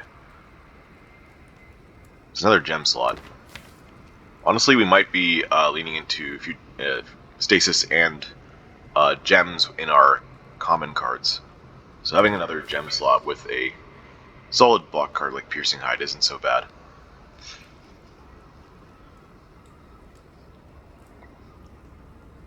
I think our attack density is high enough that we can take it. And with all the room for gems, I think we're going to definitely enjoy being able to have another socket here.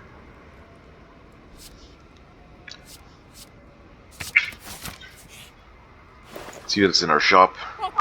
Frozen Eye Bag of Marbles. Not feeling it. I could definitely buy this Aquamarine since we're hitting up this campfire here. It's on sale. It's a free gem that we can put into any one of our common attacks. Should I just remove the Twin Slam at this point? Maybe still not yet. It's only 1 damage less than a strike and has potential to be really good if we get the right gem. Also, our budget for card removes is 175, so we have 52? 57. 54. Sheesh. 54 gold to spend on other things, plus gold we get from this. So a minimum of 64. Aquamarine lets us possibly buy another discounted card. So I think I'm going to take this card remove, get rid of a strike, buy the Aquamarine. Shouldn't have to get through too much to socket it, so I think it's worth the risk. Alright. And now we have 21 brace in our hand. So that's great. Always go for the butter first. Unless you have like just enough to kill this guy. This guy always attacks for more on turn 3.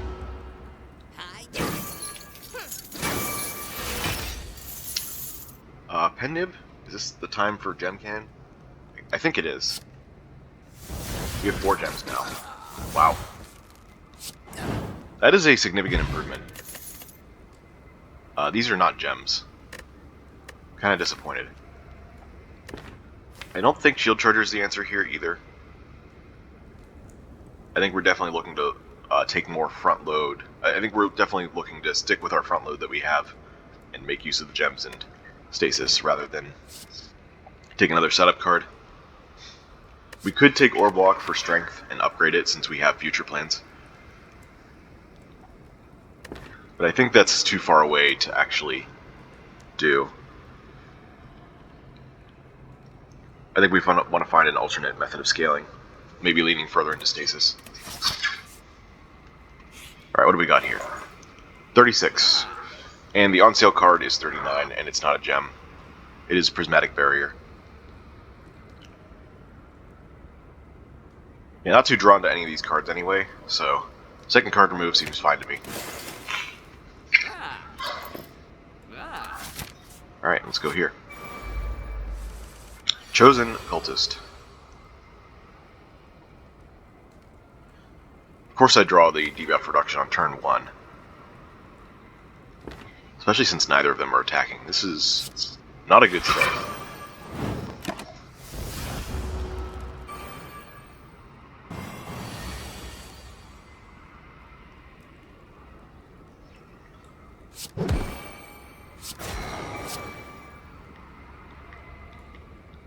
I guess I leave the Crystal Ward instead of putting a Daze in the draw pile, since we're not going to draw back to this for a while. I think I also take the 6 damage, so I don't have to put a Daze in the draw pile, and since 6 is just enough to go into defensive anyway.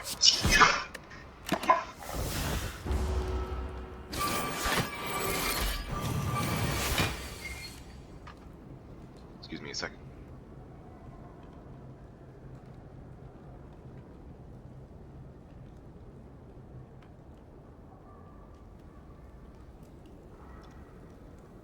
Alright, I think now is the time we play the Quartz, just so we can draw an extra card this turn. Then we use Gem Cannon.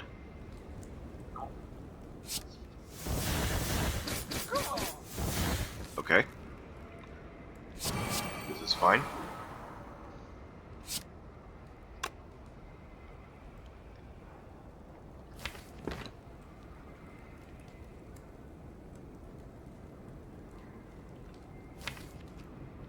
We won't be able to go back into defensive quickly enough, so I don't think curl up is that necessary.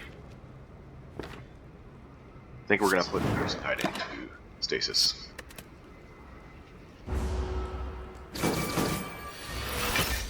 We're going to be relying on this future plan so much it needs an upgrade. There's our Pen Nib. Wish we weren't weak. Also wish we weren't vulnerable, but sometimes that's just how things work.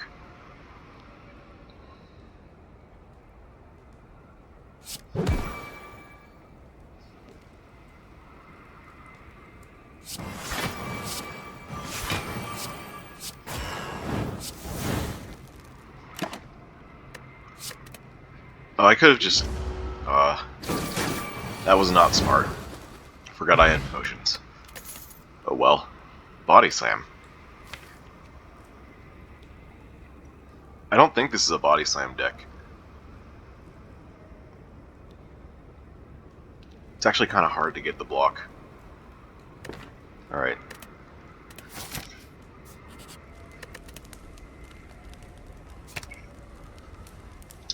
What's this going into?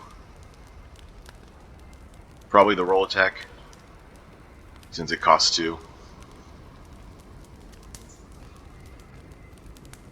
If we get an energy gem, that's going into Twin Slam, I think.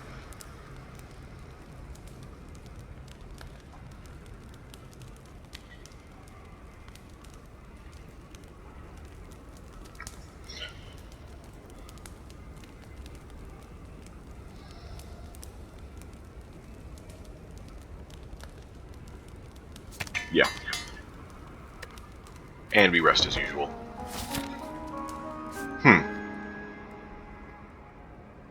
If I'd used the block potion, we'd be at 12 higher, but we only have room for 6 more HP. Maybe that means we could have recalled there if I had used the block potion.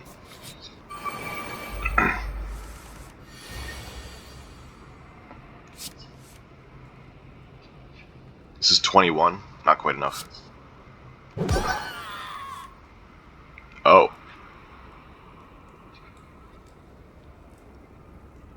This is a good idea. Our gems aren't too important right now, so might as well just do the damage. Do we draw a good card off this? I also don't want to waste a hit on this, but then again, it's only a... what is that? 11 out of... it's roughly a 2 in 3 chance to kill that.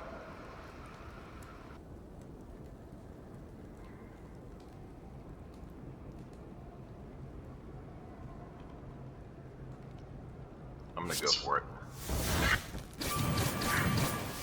Okay, perfect. No wasted damage.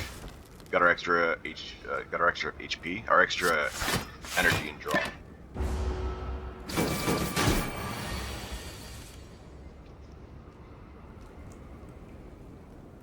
I'm gonna do Time Bomb Incinerate here, rather than Sentry Wave Incinerate. I'm gonna do Roll Attack in defensive mode.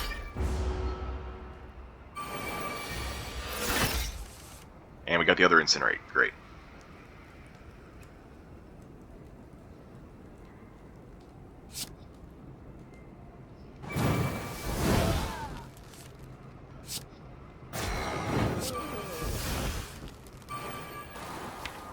We can do better than a strike here, for sure.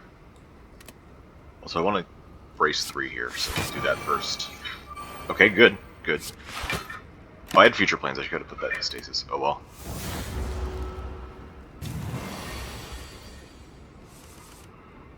We can still do better than a strike here.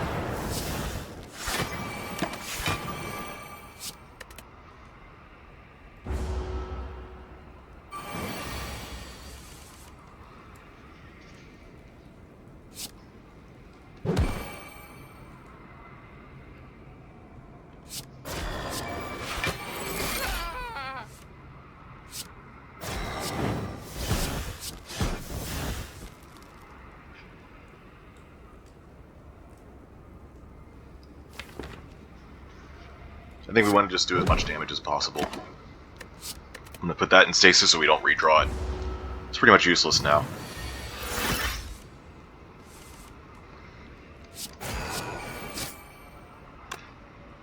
Looks like we're using the pen nib. No, I redraw a roll. Bleh, I redraw a roll attack. Most likely here. Which is just enough damage to kill. Wow, last card. We got another block potion. These two do roughly the same thing. This is, I guess, just more spread out.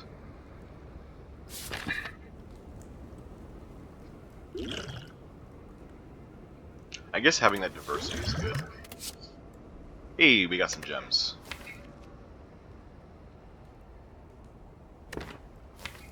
Emerald, huh? Hang on, let's sort by type here. Because most of these are attacks. We got 2 Incinerates, a Roll Attack, a Twin Slam, and a Piercing Hide.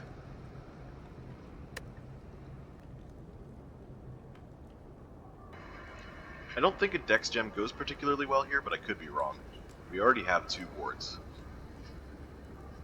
Oh yeah, Incinerate is a setup card of sorts, since it grabs a card from Stasis. So the card in Stasis could be a block card. Dex would work there. The other thing I'm thinking about is the Thorns, but if we take the Thorns, it'd be going in Piercing Hide for sure. I kind of like this Emerald play.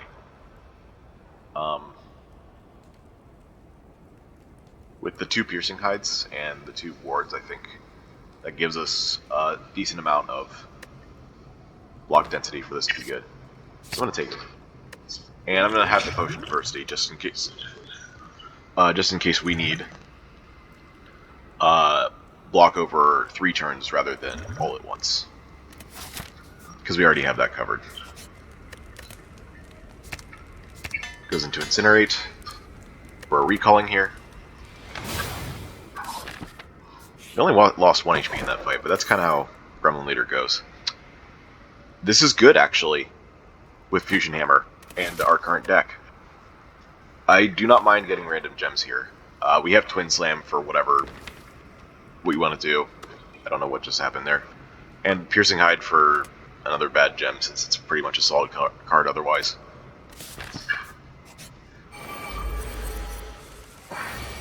Oh, we also got passive block.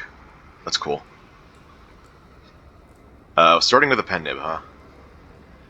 We're becoming weak. Gem Cannon would be doing 7 damage. No, 15 because of Pen Nib. 15 times 5 is not enough to kill this in one shot, so we're going to just do the damage now.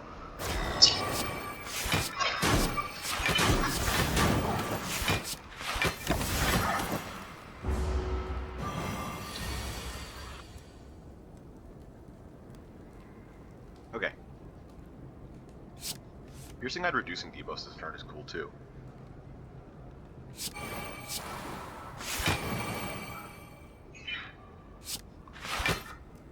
We have 10 block right now because of the metallicize.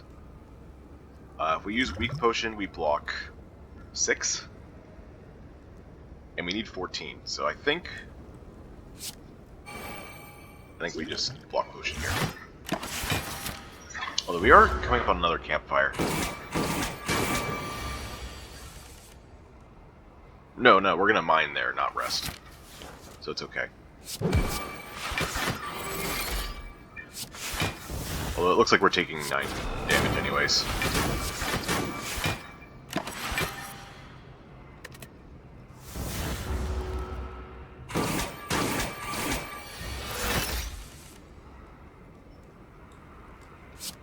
Eight, 9.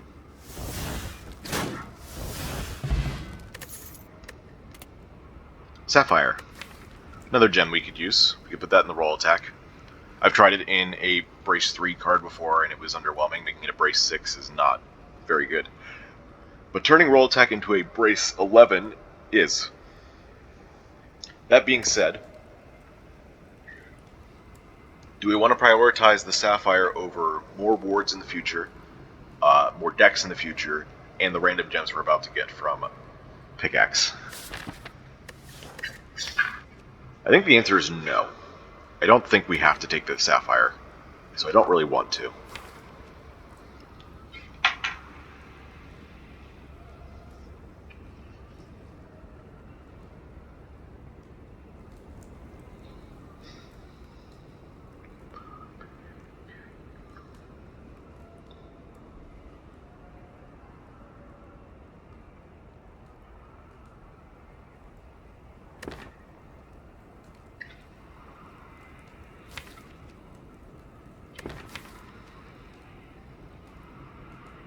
Yeah, I'm gonna skip it. We can still afford to be a little picky. Still can't go in anything, I don't think. Now that we have the piercing hide, we could put it in there and make it like a shrug it off. I still think we can do better though. Mining time. What do we got? Aquamarine and a second quartz. Okay, that's what I like to see.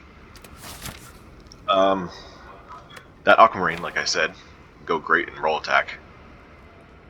So I'm glad we didn't take the Sapphire, and the second quartz means that we're really, really open to some kind of zero cost card.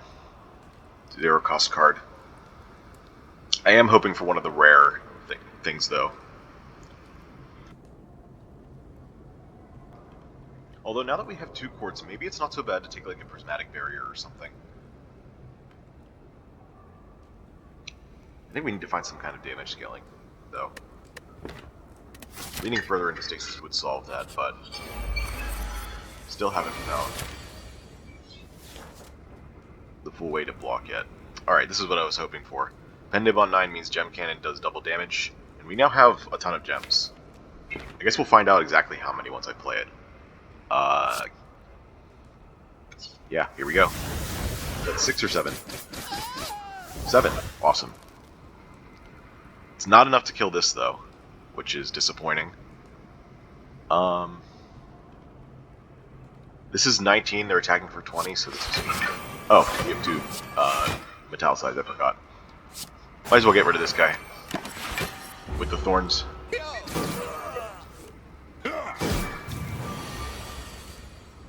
And I'm gonna take up a pendant a little bit. Cool. That was a good fight. Another emerald. For the other incinerate. Seems good. Recover plus is interesting, but I don't think is necessary. Oh wait, we can't even upgrade future plans. Well. Alright, Warpaint. Upgraded piercing hide is okay. I guess it was most likely to hit to defend anyway, so I'll take my 1 piercing hide upgrade. And now we got a couple more floors to do some stuff with, hopefully. Wow. It was a 50-50 to get a bad hit anyway. So. Oh yeah, since we have this, we can do Incinerate Piercing Hide to keep a permanent dex now too. So that's cool. Oh yeah, and we had Curl up turn 1, so we get to go into defensive with block. Like quite a bit actually. Actually, we didn't even need defensive mode. That's nice. Certainly helps this turn though. Okay, here comes the gem cannon.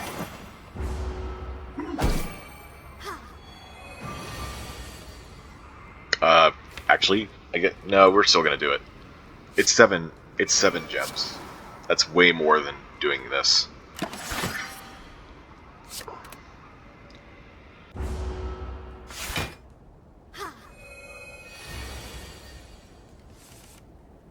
Okay. 140 damage. This I think guarantees a kill on 1. Oh wait, 160 because we took another gem. Right. Ooh, fairy. That's real nice. Fierce bash. Is that our damage scaling? We're kind of desperate.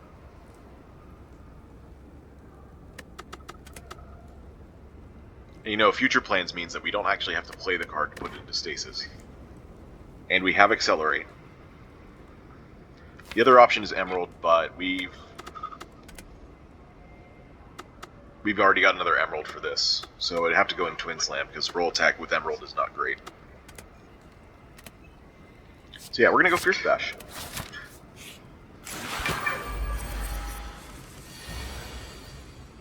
I think this is the time for the weak potion. Although we have to rest at the campfire anyways, because I'm not mining right before a boss. With only 1, I guess 2 gem slots open. No, only 1. No, 2. Okay, so we heal for 21 plus 15, 36. So we can afford to lose 18 HP here. This is 3, 9, 8. That's 20, 22. Okay, so we only lose 5 here. That's acceptable.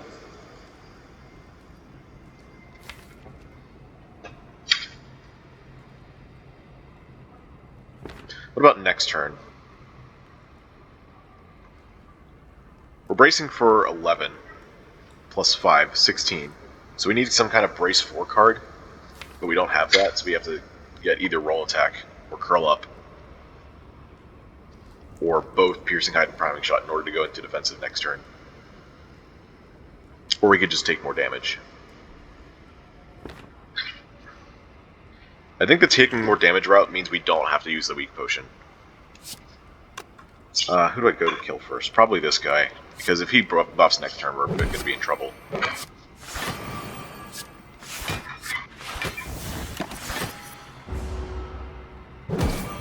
It does make us vulnerable once it dies, but yeah, there it is.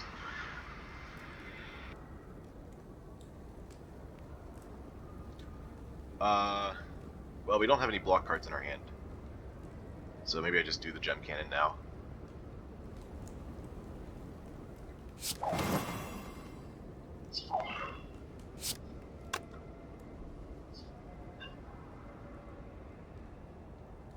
This gives us an extra energy and draw with Gremlin Horn. I think that's worth it. If we draw a block card, that's the Sender's Bane.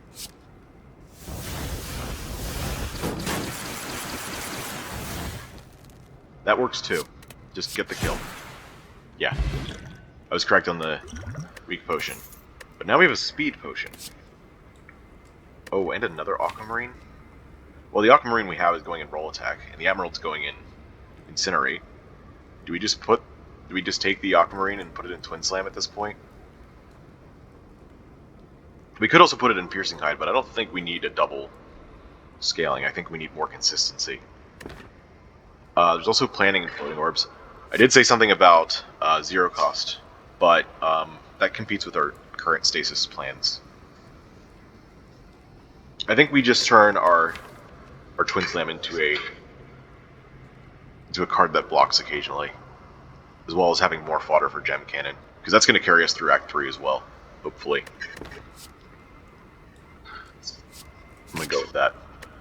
Now speed potion, we already have temporary dexterity, and we can only cleanse one stack of debuff, so we might as well just use the dex that we have in our deck. And use these two to survive. Yeah, I think that's correct. Okay. Trembled and Incinerate. Aquamarine and Twin Slam. Aquamarine in Roll Attack.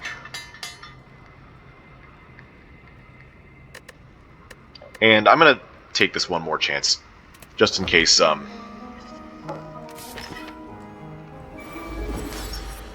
we actually do get one of the, socketed rare cards from this fight. Well, we got Fierce Bash turn 1, and no future plans in sight, so it looks like we're gonna be doing Fierce Bash, and either double Incinerate or Time Bomb. I'm definitely leaning towards Time Bomb. And since we drew both of our Incinerates turn 1, it doesn't really matter which one we do first. Which is a little unfortunate, but... if we accelerate this twice, it still only comes out 2 turns from now. Because it goes in for 4, 3, 2, and then start of next turn it's 1, so we wouldn't even get to use the damage on one of these dudes. But this goes off even later. It's probably still important to get the Time Bomb out. Alright, we're doing it this way.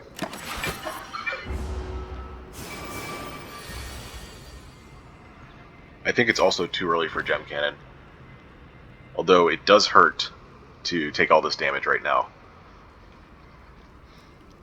You know what? I don't even think we need to use the weak potion. If we're going to use a potion this fight, it's going to be Fairy, I think. Because we're going to heal up to very high after this fight. So we're not going to end up using the Fairy for another several floors, start of Act 3, so I think it's fine to use this one. And just let our HP soak up all the hits. Fusion Hammer's going to make us rest. You know. Get to block for 5 this turn, at least. Actually, I shouldn't have played the ward. That would have put me in defensive for Collector's attack. Oh well. Now we're in defensive for this attack.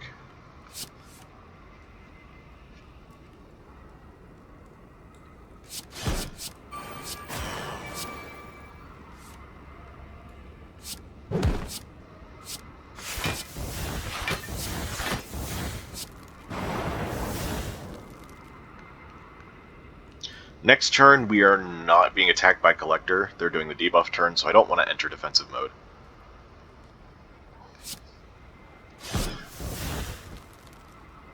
I will, however, get closer.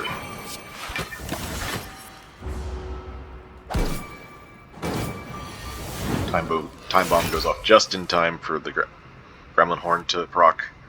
Finally get our future plans into play. We're going to save Piercing Hide for a couple turns from now.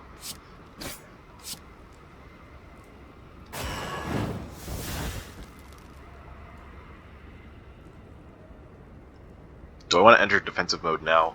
There's a chance that she doesn't summon, so I'm going to go with this play rather than defend, curl up.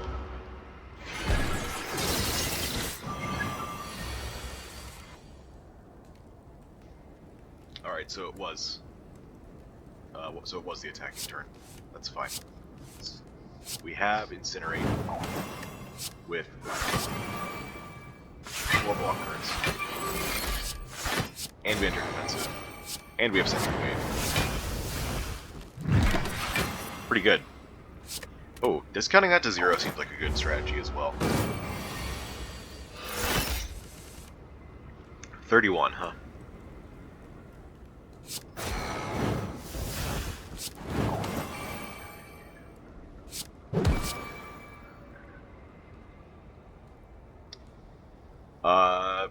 Playing the other roll attack gives us another 4 block. So we have 8 plus 21 is 29, plus 2 is 31. Perfect. Maximum damage turn equals enough block. That's why we put wards in those cards. And we're just going to keep getting closer to defensive. Over the course of 2 turns, we have braced for 35. So, yeah. I'm going to just put that into stasis rather than play it, so that we have the weaken for this turn. Which apparently was the right play, because Collector does not want to...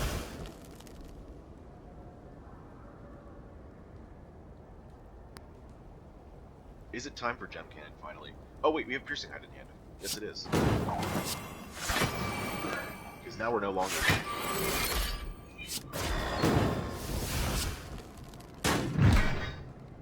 And we're full blocking, so we don't even need the Twin Slam. Oh, but you know what we can do? Extra Gem.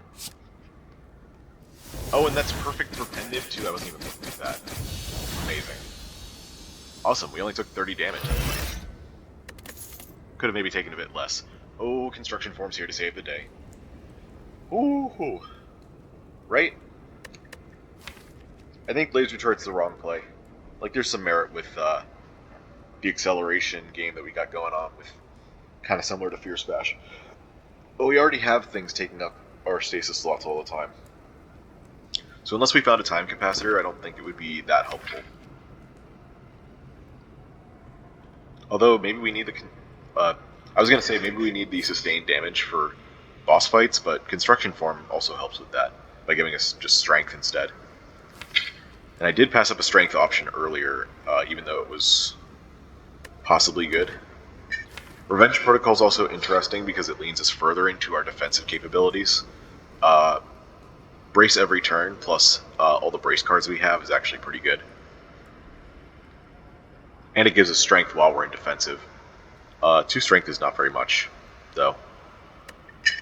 I think Construction Form, just in general, is really, really strong, though. If you're getting attacked for a lot, it gives you buffers, and if you're not getting attacked for a lot, then it gives you strength. So, that's what we're going to go with. Man, if I hadn't removed those strikes earlier, this Pandora's box would be an 8-card Pandora's. And since we're leaning further into the dexterity game, since we have 2 dex gems and a bunch of wards and stuff, we might actually want to keep our defense.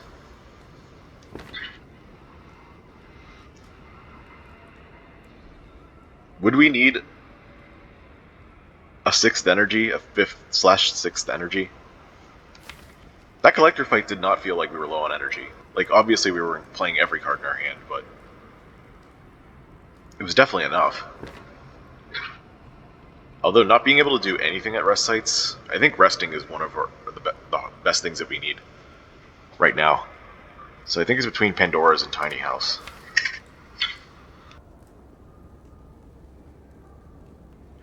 Oh, you know what makes Tiny House really interesting? That last bit of Tiny House. Upgrade 1 random card. If that hits a key card, like Future Plans or Twin Slam, then we pretty much said that the downside of Fusion Hammer just doesn't matter. That's pretty funny. If we got it on Twin Slam, I'd probably just throw a Dex Gem in there and then call that say that that's our deck. I do think that we need 1 more Dex Gem in order to be consistent, and Twin Slam would be a perfect card for it if we hit. I don't think I'm desperate enough to put it in Piercing Height, though. Would have definitely liked an Exploit Gems. Pandora's... I don't know about Pandora's. I'm always nervous about Transforms, and this is the end of Act 2, where Pandora's is riskier. You also get a card reward from this.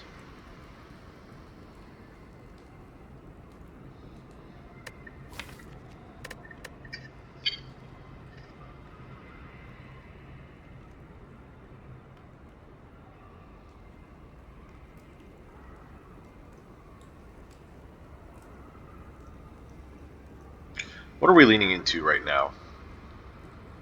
We're doing things with gems, we're doing things with stasis, and we're doing things with brace. That's actually all 3 of the main archetypes, or the main themes of Guardian. So whatever we get from Pandora's, we're likely to have some synergy. We have a gem cannon, so even if we get a bad transform, it can still carry us. If we transform or defends, we have 3 wards and 2 piercing hides to work with still. Oh, and also the Twin Slam ward, so actually 4. Right? Yeah, priming shot, roll attacks, Twin Slam. So we got 6 block cards still to go with our decks. We could also get more from Pandora's.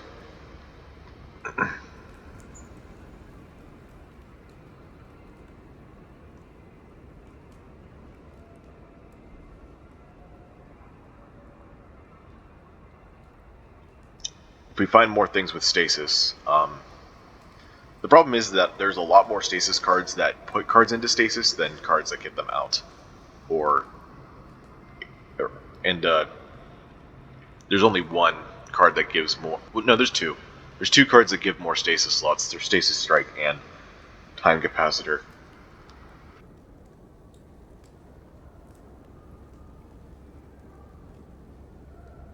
We have the energy to take whatever expensive cards come out of Pandora's.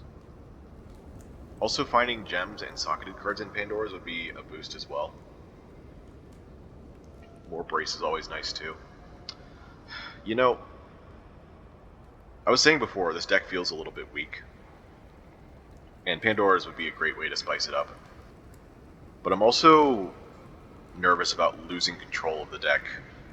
If we get too many things that try to compete for stasis, then we're not actually getting stronger with it. If we get a bunch of gems that we can't socket, then that's a problem. I think any brace cards would be good though, except for the protocols, with the exception of Revenge Protocol. That would be still good. So it can backfire. It can definitely backfire. So I feel like Pandora is like, you need the time to make it work, even with something that's not working too well. Like, you can make it work eventually if you're given time, or at the end of Act 2. I suppose that's not too bad, still. You have an entire act to make it work, and that's usually enough time. But the other part is, if we have a direction that we're going, and it's strong enough to get us to the end of the game, then we don't need to gamble.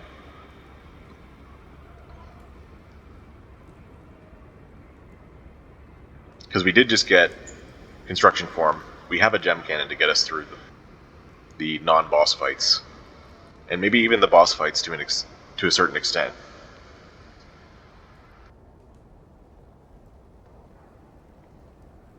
I don't know. I don't know which is better here.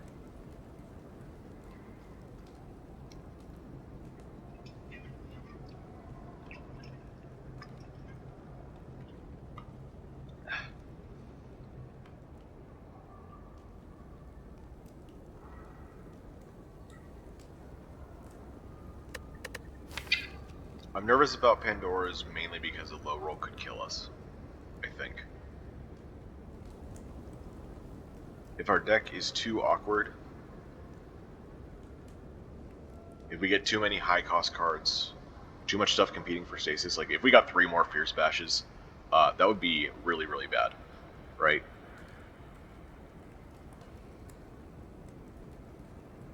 And even though Gem Cannon would keep us alive in a few fights, it would not really be enough in the long run. Unless we like prioritize to remove super hard.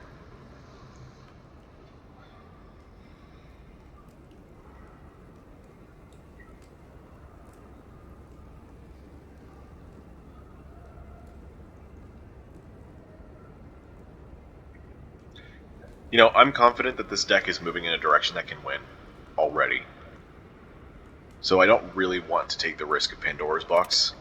However, as I usually do, with fun options, because I will say Pandora's Box is the fun option here, even though it may lose. I'm going to go and make a save file.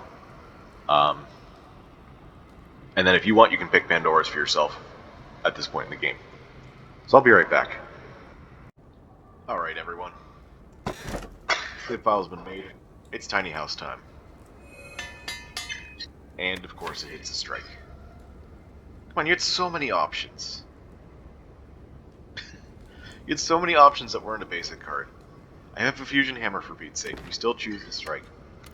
I hate random upgrades sometimes. Fairy in a bottle we're not going to need anymore. Heading into Act 3 with a freshly healed character. The only time Fairy gets used is when you're about to die, and you can do that a lot better with... You can prevent that a lot with potions. Event Steam. We passed up the Garnet since we took a different route. So now we don't have Vulnerable. And Vulnerable would really make all of our physical attacks take off here. 1 energy for 2 Vulnerable is really, really high value. And it's definitely worth doing. As well as having 2 gem slots. I could actually see us putting both quartzes into the Vent Steam. Make it a 1 cost, draw 2. And since it's a setup card, that would be a perfect use of the gems.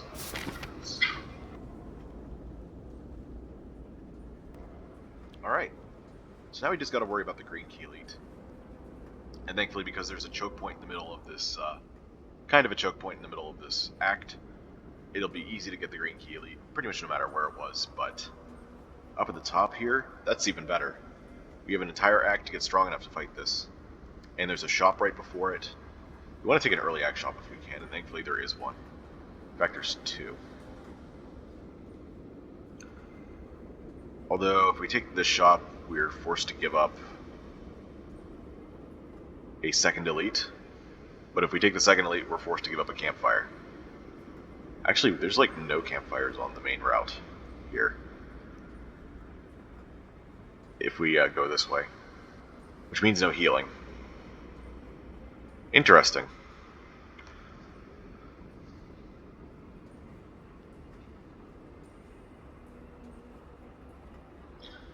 Also, in Act 3, you definitely want to eye up events a lot more than usual.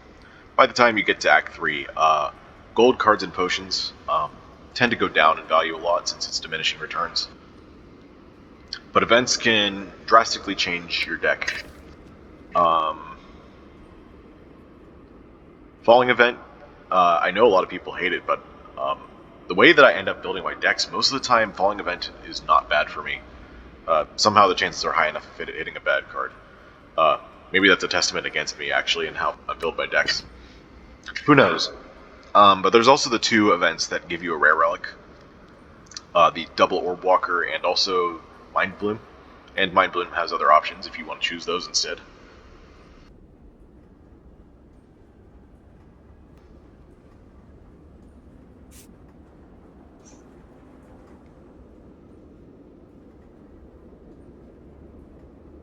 So this route here and this route here both seem fine. They both allow me to take the 2 big routes I was looking at. The Double Elite or Campfire Elite Early Shop. Then again, the shop route isn't really necessary. Because we have an Act 4 shop as well, so we're getting our 2 shops anyway. We know we're fighting Donu Deka, which is interesting. I'm confident enough to take 3 elites. Especially with the number of question marks we're taking in between. We're not fighting a lot. We just take this 3 question mark route. 2 fights, 3 hallway fights, 4 hallway fights the entire act, plus whatever is in the question marks, I guess. And if somehow we get our ass kicked, we'll go this way and rest.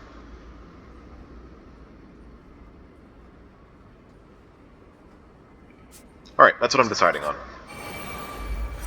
Alright, these guys. Most annoying fight in the game, I would say.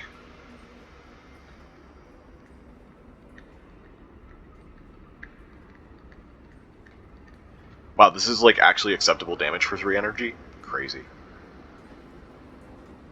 Unfortunately, I can't kill with it, because this is 36 and 9, 45. And even if I use Liquid Memories, it's still 54, because this doesn't even go to the discard pile.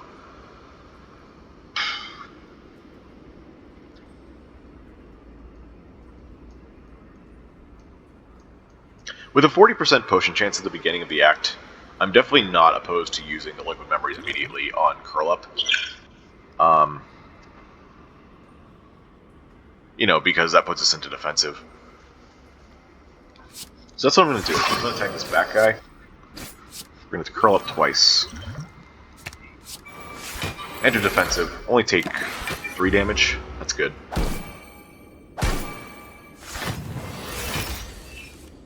If that's all we take the entire fight, then I count that as a win. Okay, vent steam, huh? This is 9 and 3. Yeah, that's enough to full block.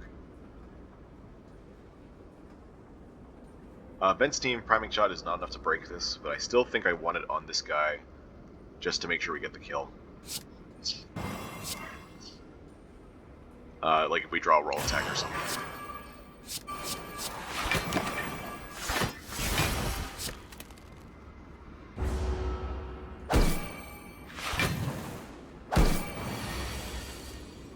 Wow. Well, construction form's not doing enough here, unfortunately.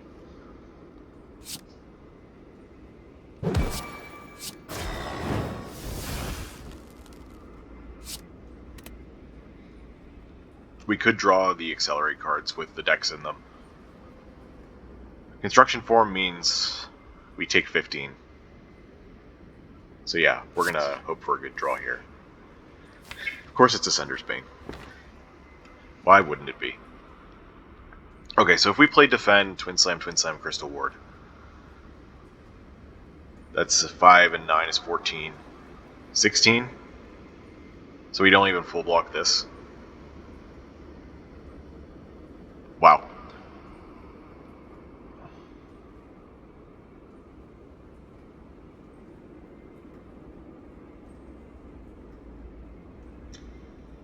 If we were to manipulate our block as to go into defensive on this guy attacking, we'd still take 5. So that's a total of 15 damage, because we're at 10 brace. So even if we play construction form, it's the same either way.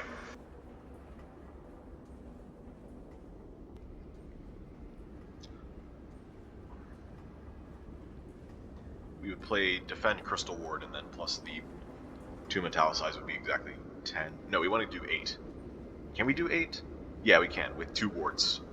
2 wards would be 8. The main upside of playing the Twin Slam in ward route is that we actually do 10 damage, as opposed to the construction form route, which we do 0. However, if we go into defensive, either way we still are fine. Right?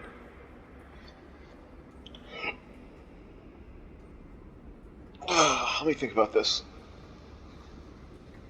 If we take 10 from this guy, we lose the 10 block from defensive on this guy.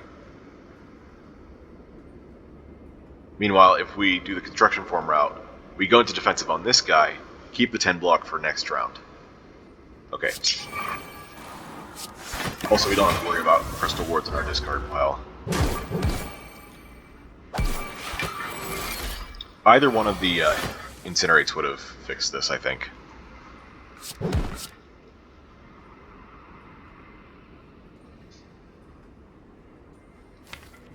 I want to get Pen Nib up, I think. Yeah, I can do it.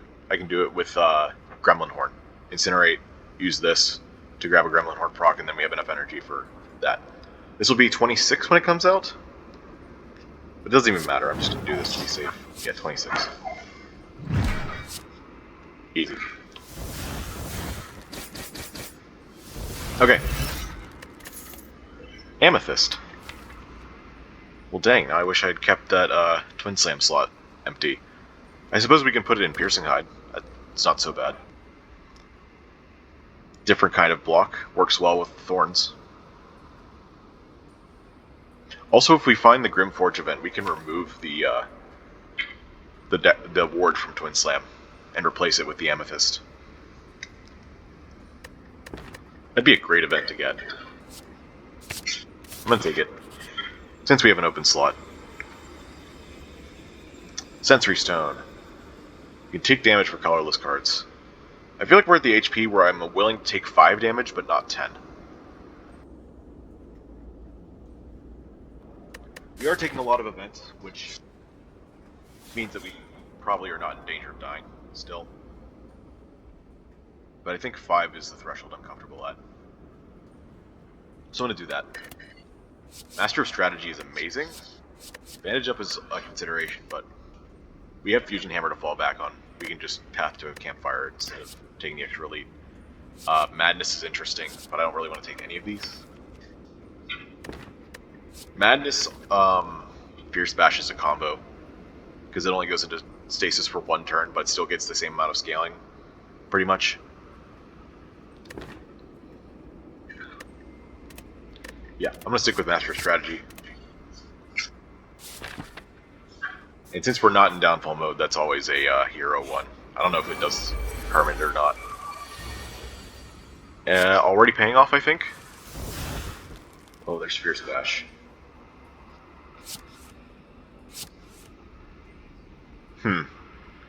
This is 27, that's not quite enough.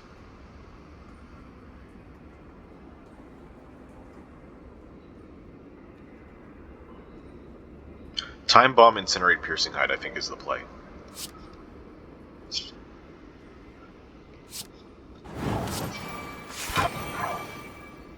Oh, we had Pen Nib. I didn't even think about that. That would have gotten us a kill with Fierce Bash.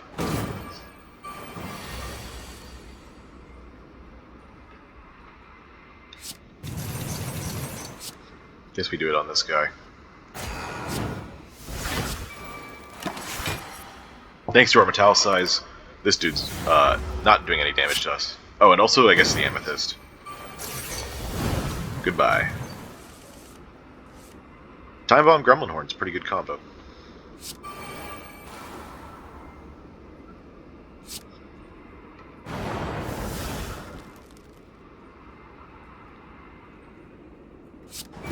I'll take the damage there since we have a buffer. We don't need the extra strength. We're just looking to win the fight here. I'm gonna spike this fight.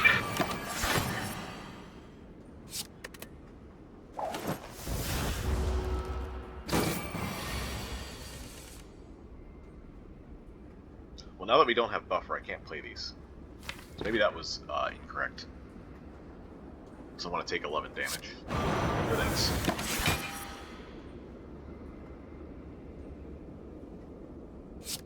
Might as well. At least we're getting a defend out this turn. We might draw another one. There we go. Defend, Piercing Height. That's 16 block.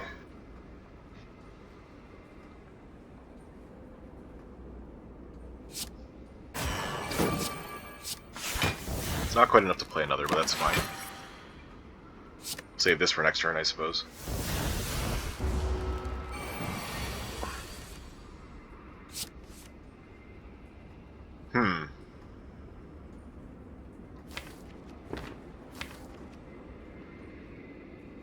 Why couldn't I draw these cards?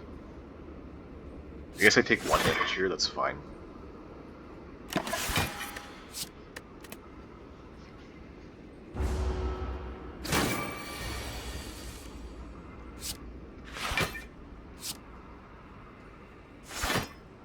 $15. Fire Potion's cool. I don't think we want these. Floating Orbs is kind of a combo with our Construction Form once we start gaining strength. But I don't think it's necessary. So we don't need to take another setup card. We're still far away from the campfire, actually. Maybe I should just go this way. To make sure that we sock it in time. Lose all gold to gain a relic. No. We got the Grimforge. Amazing. That means we might not even need to go to the campfire. Alright, first things first. Let's gain a random gem from this strike here. We got an Amber. We could put that into our Twin Slam instead of the Amethyst. Make that a, excuse me, a mini incinerate.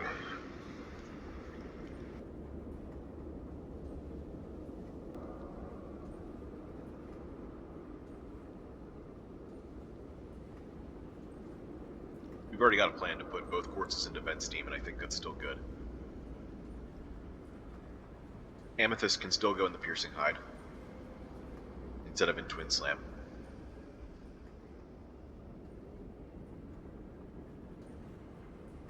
Yeah, let's destroy all gems in a socketed card on twin slam. Let's start adding gems. Amber goes in twin slam. Amethyst goes in piercing hide. Both the quartzes go in vent steam. And do I want to remove any card? I could remove the priming shot at this point, but we still have the dex gem. Sorry, the ward. It's probably still better to keep.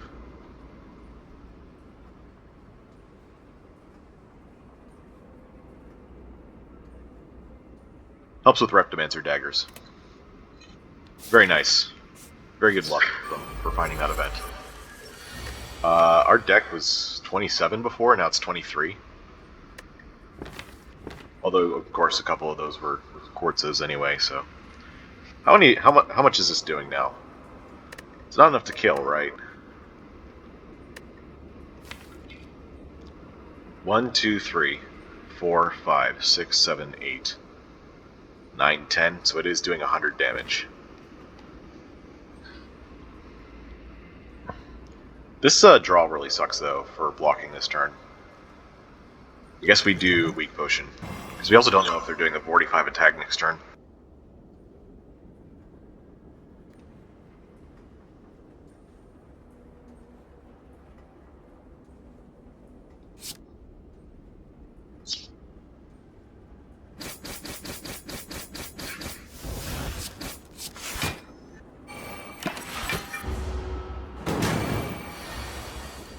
Times 3. Well, there's priming shot for you.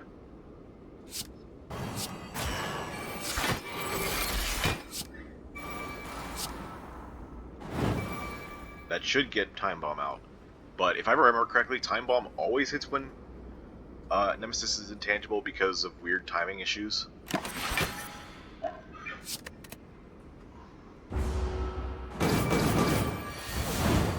Yeah, you see how the intangible was wearing off while that went off?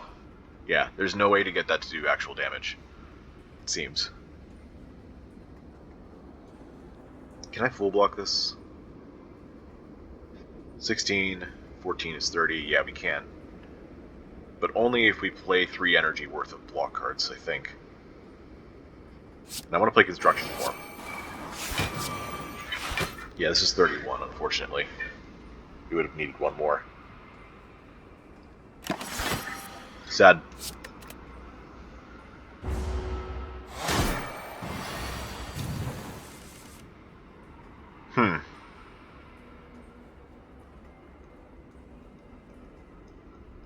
Another bad turn.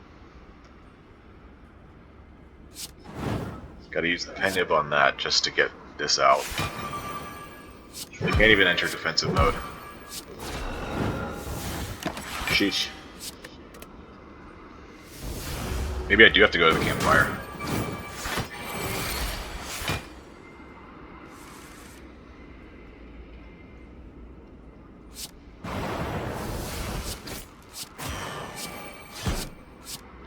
We're gonna do defend instead of curl up, since we get to keep the block for next turn, which may be super important.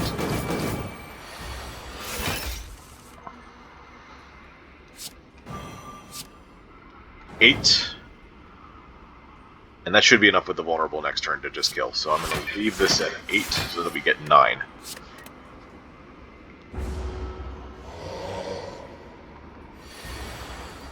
Sheesh, this fight sucked.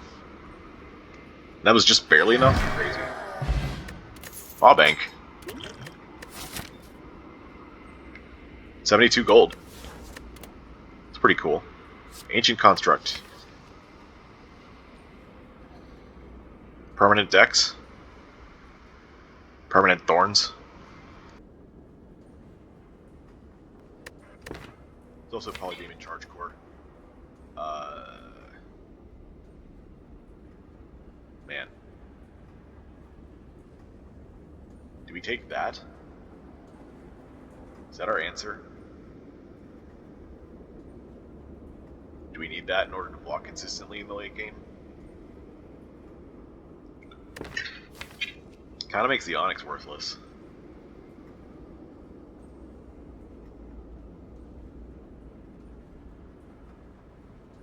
Which is sad, but you know, not really a reason not to take it.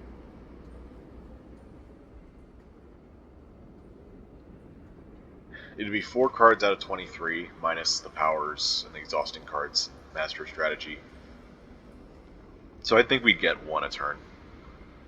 Be able to keep the dexterity permanently for the rest of the fight. It's pretty important. Worth spending 3 energy on? Well, I think now's the time. I have that marked as F tier on my tier list, but you know, every card is usable under the right circumstances. We really do have to visit campfires here in order to survive this. I want to go this way. I want to take another fight. Maybe, since it's not Nemesis, we'll be okay. Then we have to fight Burning Elite. And if that's Burning Nemesis, we're in trouble. Alright. Do I mine here, actually? No, wait. No, we have no open gem slots. Yeah, we rest.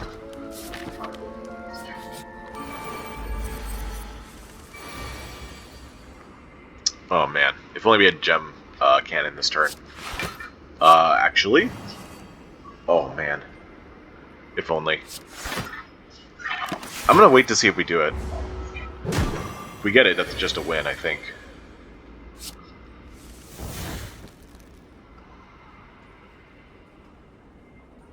I think this is a construction form priming shot, but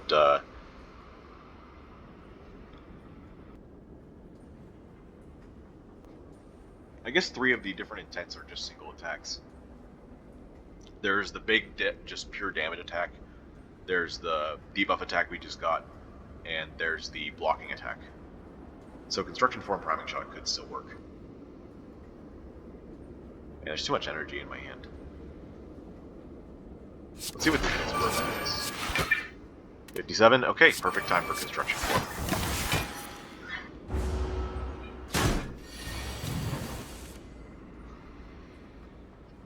I am still weakened, but I have Piercing Hide with Thorns. Sorry, Onyx. So I guess not useless?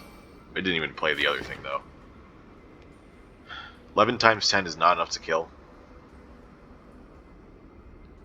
Also, it's risky to do this.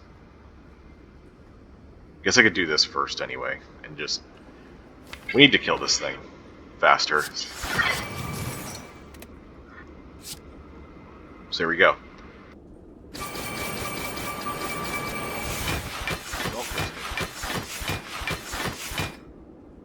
Of course. Alright, well, that's just how it is.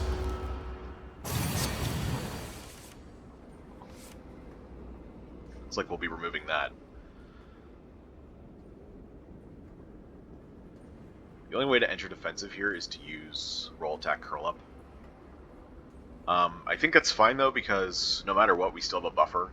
So even if we hit the 3 times attack, we can still hit off it with Incinerate. 38, that's fine. We don't want to play Incinerate now though. We'll take the damage, be in defensive for next turn. Or just come out of it. I'm going to attack twice here. For Pendant. Okay, that was the thing that happened. Amber. Nope. No to planning, no to prismatic spray. Alright, give me something good, please. The last 2 chests have not been good. Act 3 Juzu Bracelet. These... Well, I guess this one is fine. We mined twice. Whatever.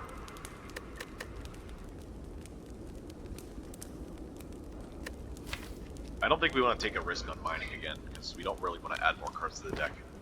So I guess we just rest for 8. I guess I could have also just taken damage from that instead of taking the possibility of a curse, since we rest for so much. Oh wait, it's the falling event. Wow, okay. I think it's time to lose either Time Bomb or Sentry Blast. I think the weaken's really important, though, so I think it's Time Bomb. Especially since, well, it could be helpful against Repto, but that's pretty much the extent of its usefulness from this point. Yeah, goodbye, Time Bomb. You did good this game. Alright, 527 to spend. Horn Cleat, Toolbox, card remove, I think is our play. But that's not we don't have enough for that, right? Unfortunately. 265 plus 158. I think we're about 25 short. 548, yeah, we only have 527.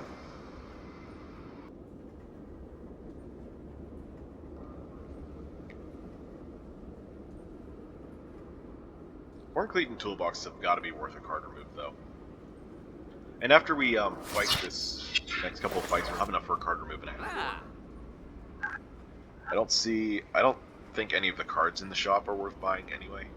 That tends to be the case a lot. You need to get like exactly the right cards on Guardian in the shop in order to be worth buying something, since so much is setup related or combo related.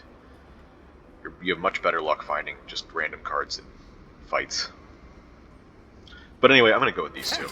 These are going to provide a lot of value in the next... in the last parts of the game.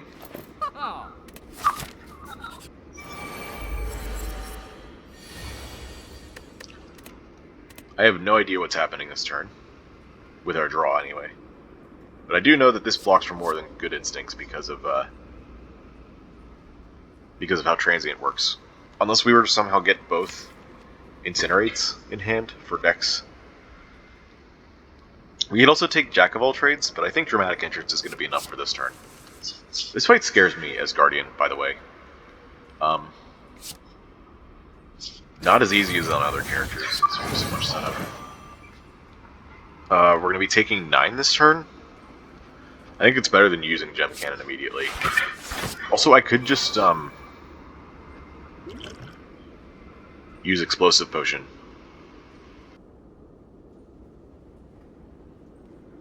Or Fire Potion. But if we're fighting Reptomancer, both of these potions are good, for different reasons.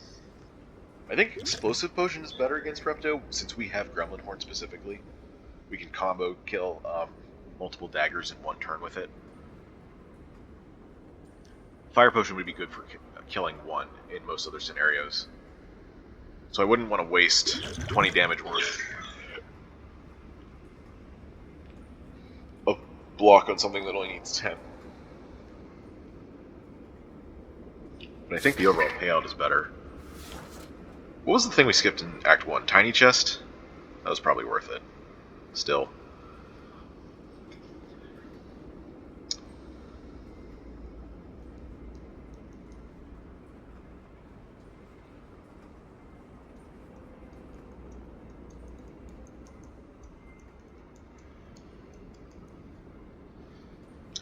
Daggers could have up to like 25 HP. Most of our attacks deal less than half of 15. Well, most of them, well, there's Incinerates and, well, we have Strike Plus now. Incinerates and Sentry Blast, but Priming Shot, Roll Attack, Gem Cannon, Fierce Bash all do more. So even with high roll HP on the daggers, we should still be fine with Explosive Pot. But then again, if we get a bad draw, Fire Potion would be better to guarantee that we kill one dagger and get a draw and potentially get to kill another.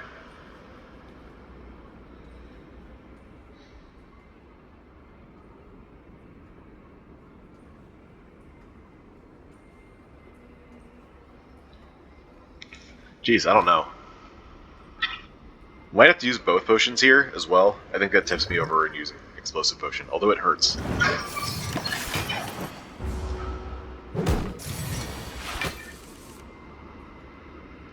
Construction Form's helpful. Although, with Bent Steam, we have to draw cards. That's fine, I suppose. We'll just let those go.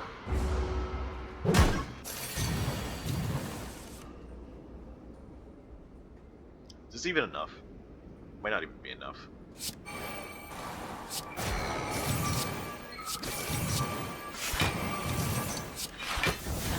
Yeah, the weaken wouldn't be enough. So I guess that means we do this rather than play it, because the weaken does nothing, so we just take the buffer in. We have 3 more turns of this.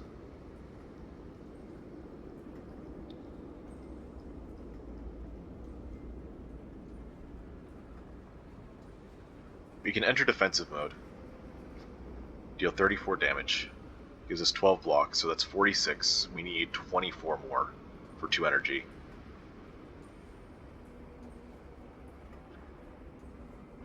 But this does it, actually.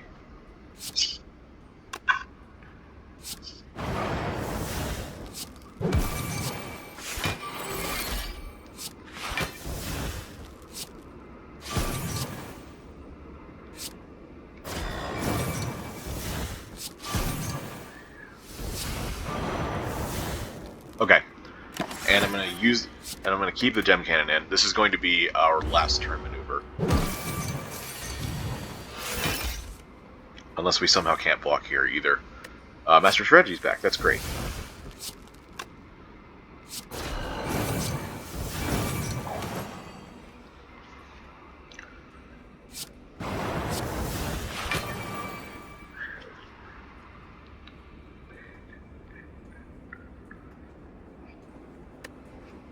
$21 and 23 is 44. Twin Slam has got to be worth more.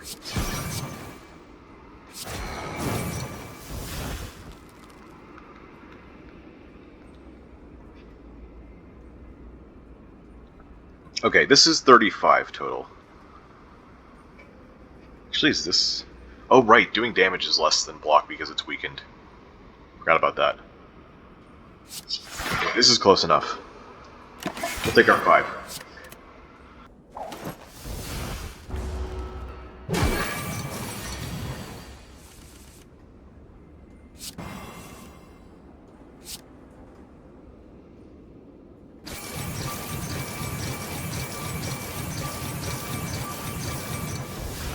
And 1 more just for pen nib.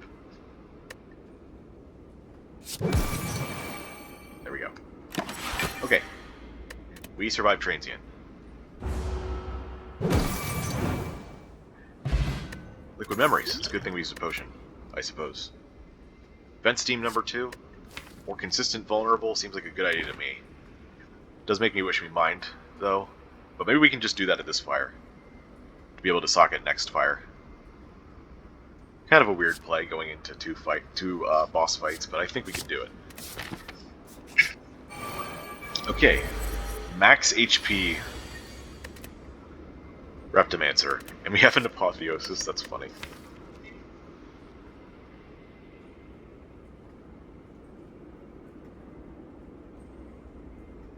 Although it costs 2. That would be the downside. We do have good potions for this, though, so I'm not too worried. Also, the max HP, you may notice that the daggers have more HP as well. That only applies to the initial daggers. Anything summoned will not have the properties of the Super Elite. You can see this in the Gremlin Leader fight as well.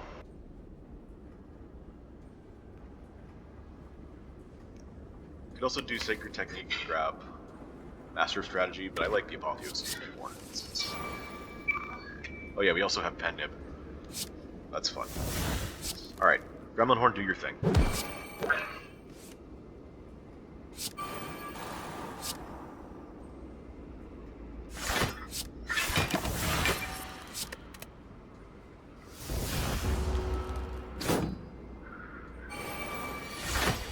Okay. Draw 4.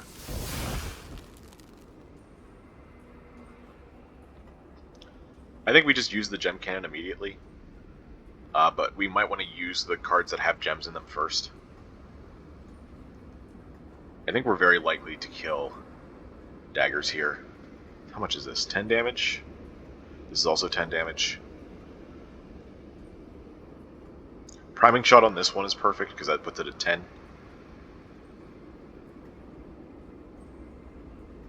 In fact, I could just do Incinerate Priming Shot on this one immediately. I'm going to do that.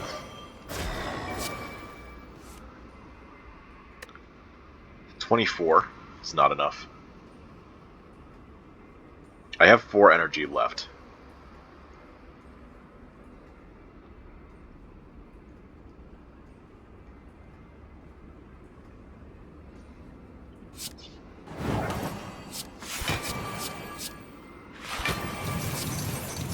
Alright, here we go.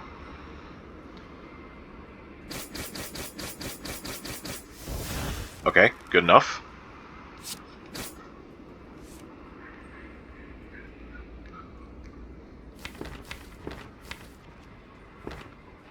We have Event Steam coming up next turn as well. So maybe I play the curl up to go into defensive. Yeah, that makes sense. Do this on Fierce Bash, I suppose. And we'll throw the defendant into stasis since we don't need the Vent Steam.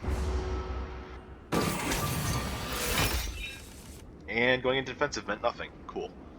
Also, Ancient Construct's useless now.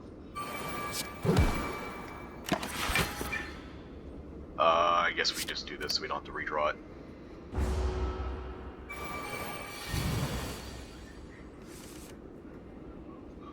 This is 21. Okay. 21 and 8 is enough to kill one of these, so I don't have to use Vent Steam on one.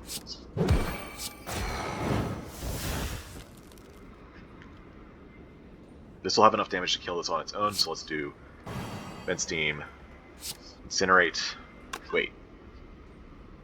This is 28.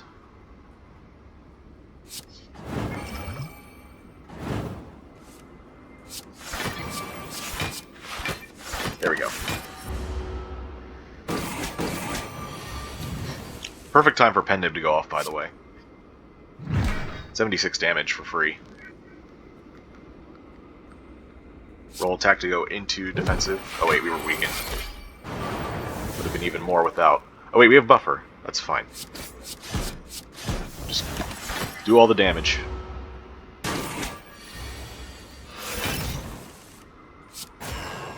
Cool. Potion Belt. You're late, dude. Does that mean I'm just gonna buy 3 potions in the shop? Overload, huh? I don't think we do overload. Although I could be wrong. 5 energy from now on. Don't have any more 4 energy fights. So just drawing to our powers really quick might be correct. I think we still want control because even our powers are not insta-wins. Resilient Plate might be worth taking, though. Although with Ancient Construct, its value goes down by quite a lot, especially since we can't upgrade it. Pre-program, I'm actually kind of a fan of here. Since we have so many expensive cards, a cheap card that lets us look at our draw pile and possibly put a gem into doesn't seem like such a bad idea. Let's take it. I'll speculate that that's going to be good. Quartz and Amethyst. Okay. Well, there you go. Quartz is perfect for pre-program. Now we gotta beat Totem deck. Is Apotheosis the play again? Probably. It's a lot of value.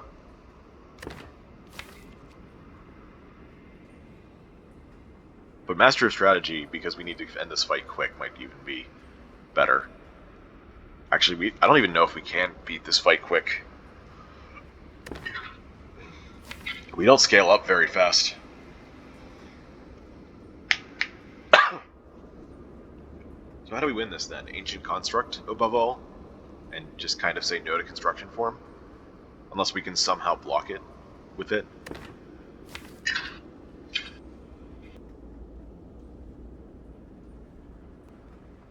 Upgrades to, you gain 2 artifact. Yeah, I don't think that was always the case. I thought you gained 1 when you played it. I thought it was a cost reduction upgrade before, but no, it's a. I thought you used to gain 1 artifact, but apparently you gained 2. That may have been the change. Second Master of Strategy versus Apotheosis. Sheesh. I don't know. The Vent Steams don't get any help. The 2 unsocketed gems don't get any help. I guess Construction Form, I can wait to play it until later, which is fine for the buffer. Gem Cannon gets cheaper, which means I can use it easier, but I guess that doesn't matter either, because it's probably just going to go into stasis. Sentry Blast and Sentry Wave for extra brace is not bad. Otherwise, it's just extra damage and extra block.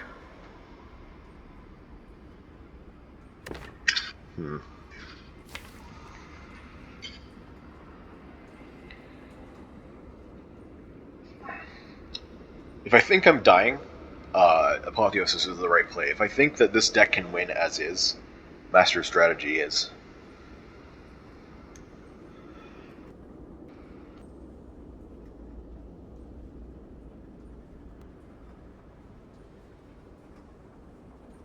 I don't know.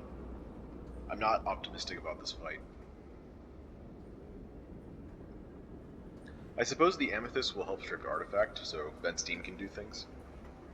But Gem Cannon is not very good here. Is there any play we can do with the potion we have? Get back Construction Form on the right turn? With Apotheosis. That's about it.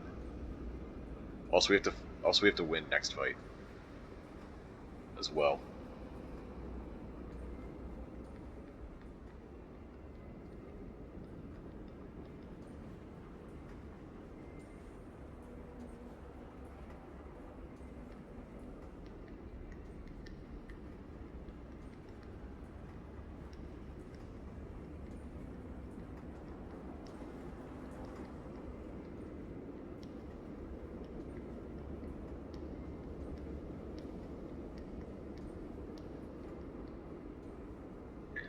If we can get our deck set up quickly, our dexterity with with Ancient Construct, we might be fine.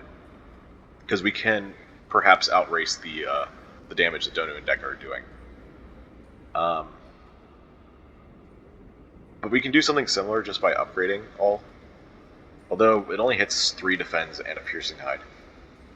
That kind of is extra dex, but also it doesn't affect the wards or the 2 upgraded cards already.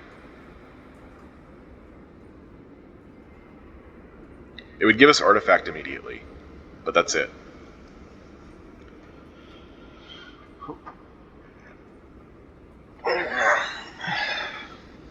I gotta go with the Master Strategy here, I think. I'm trying to find a reason to use Apotheosis, but every time it's like, this could be used to be strong, but there's also a downside. I think we just gotta get there as fast as possible. Future plans on turn 1 is nice, though. Okay, let's do pre-program first.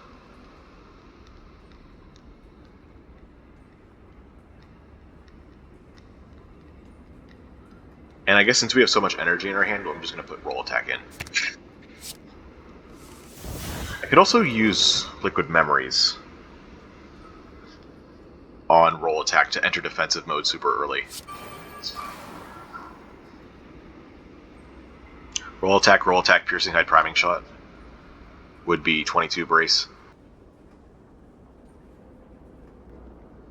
That seems like a good way to get us started here, because then we don't have to worry about blocking on the first cycle.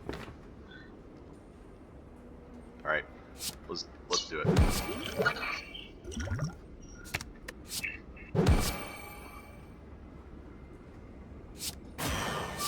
Also, we get to strip some artifact.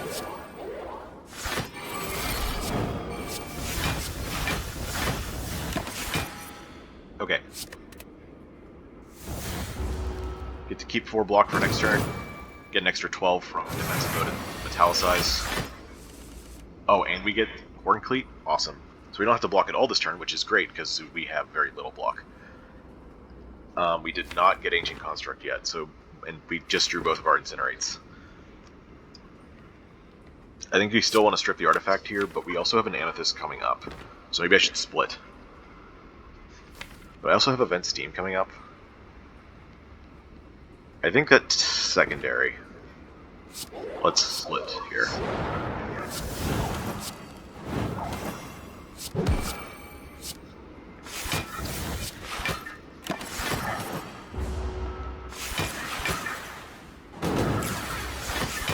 We are doing respectable damage here, at least.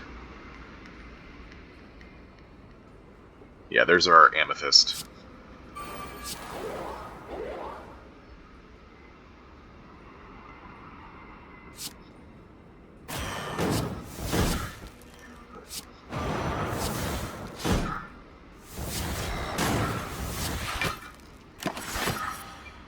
Fierce Bash is going in.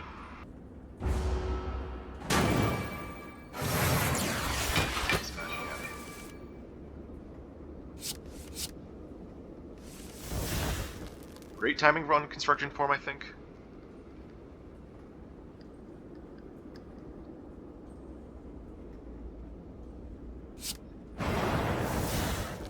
If we play construction form, we only need to block for 13, and then we get to keep a buffer. We can do that with Curl Up and Piercing Hide. We even get to keep 2 thorns that way. The lag there. Okay. Man, that was really close to actually full blocking.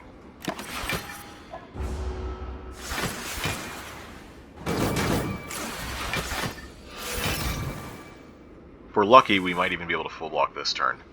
Alright, there's our 2 dexterity this turn. 1, 2, 3, 4, 5, 6. We're 1 short.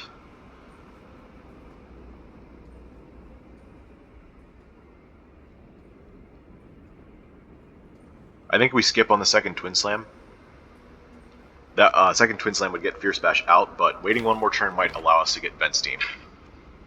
So let's do roll attack first to get the plated armor down, and then we'll do this. Oh. I accelerated once. Okay. So that means Pen-Nib is here. We have enough to block 1 hit, thankfully, so the buffer will take the other hit.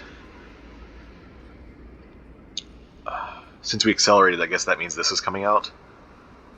That blocks for 7. So we still don't want to play the other second slam. We want this to come out next turn. But I guess we are going to use Pen-Nib on this. Sucks a little bit, but we'll survive.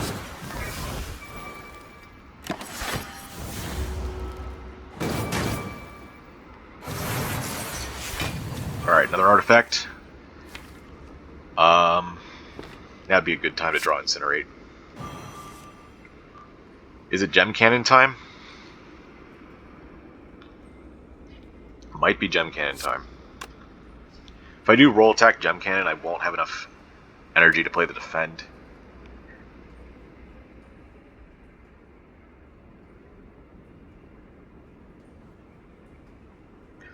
With 10 gems,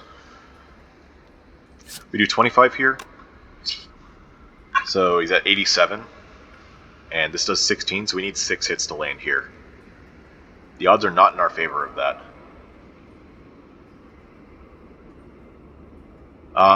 Well, if we do Gem Cannon, we don't really need to do roll attack first. We would play the defend instead. So, alright, here we go. Please kill Duanu.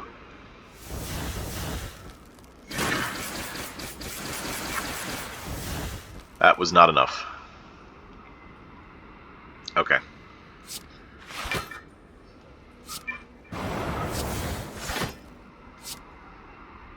Oof, straw.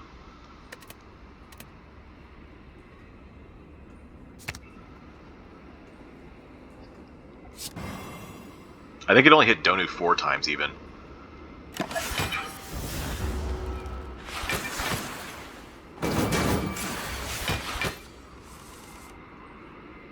Oh my gosh.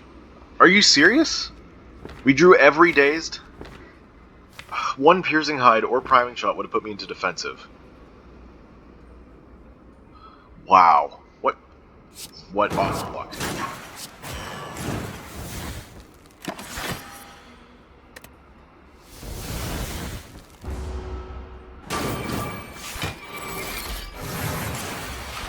We're gonna have 6 HP for the next fight. I don't think we're surviving that.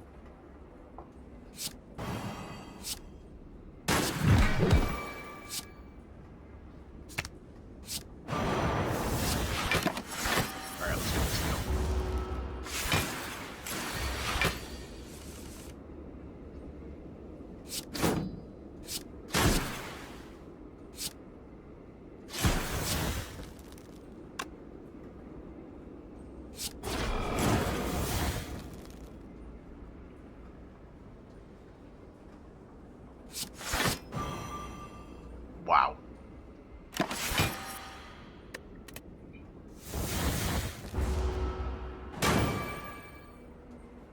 The thorns didn't even proc. Sheesh, I guess mining for gems was bad because that put us over the edge to die. Man, that we would not have died there if not for that terrible draw. That's what I'm going to blame it on. Oh well, it wasn't even an official run though. Since we lost in Act 1, really.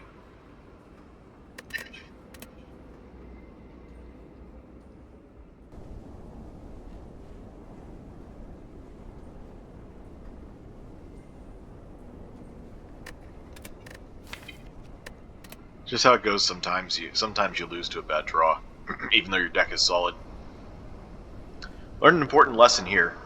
Don't skip the incinerates if you skip early. Better to take a mediocre card that speculates into something strong than to take nothing at all. Skip 3 total. Skip 3 fights worth of cards in a row. Sheesh.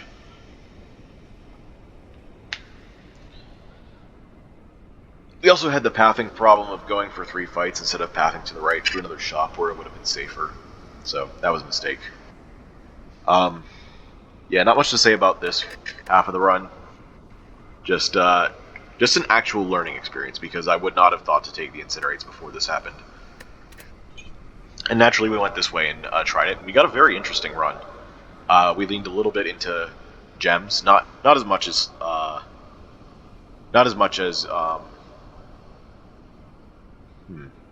to compare.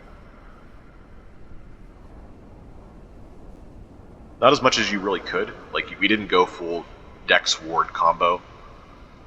But we did use that to enhance our build a little bit, since we ended up taking a lot of cards that had sockets. Just how it worked out. And that makes for a very interesting run. I hope whenever the balance updates come in and the reworks come in, that we'll have a lot more options for socketed cards that, I actually want to take. Because I feel like a lot of the socketed common cards I don't really want to take very often. But this time we did.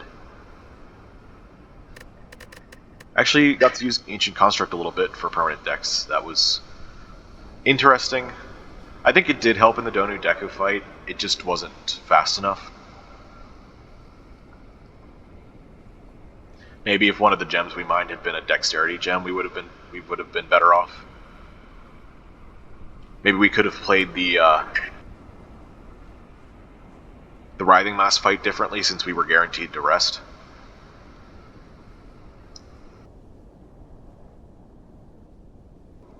Overall, I'm happy with how the run went on our second try. You know, if the only way the game can kill you is by giving you a horrible draw, then I think you succeeded. Just small optimizations could have been made this run that maybe could have saved me. And that's why those things are important. Yeah, I had a lot of fun with this run anyways, despite having to run it back, and despite this not actually counting. But, it was still a loss anyway, so...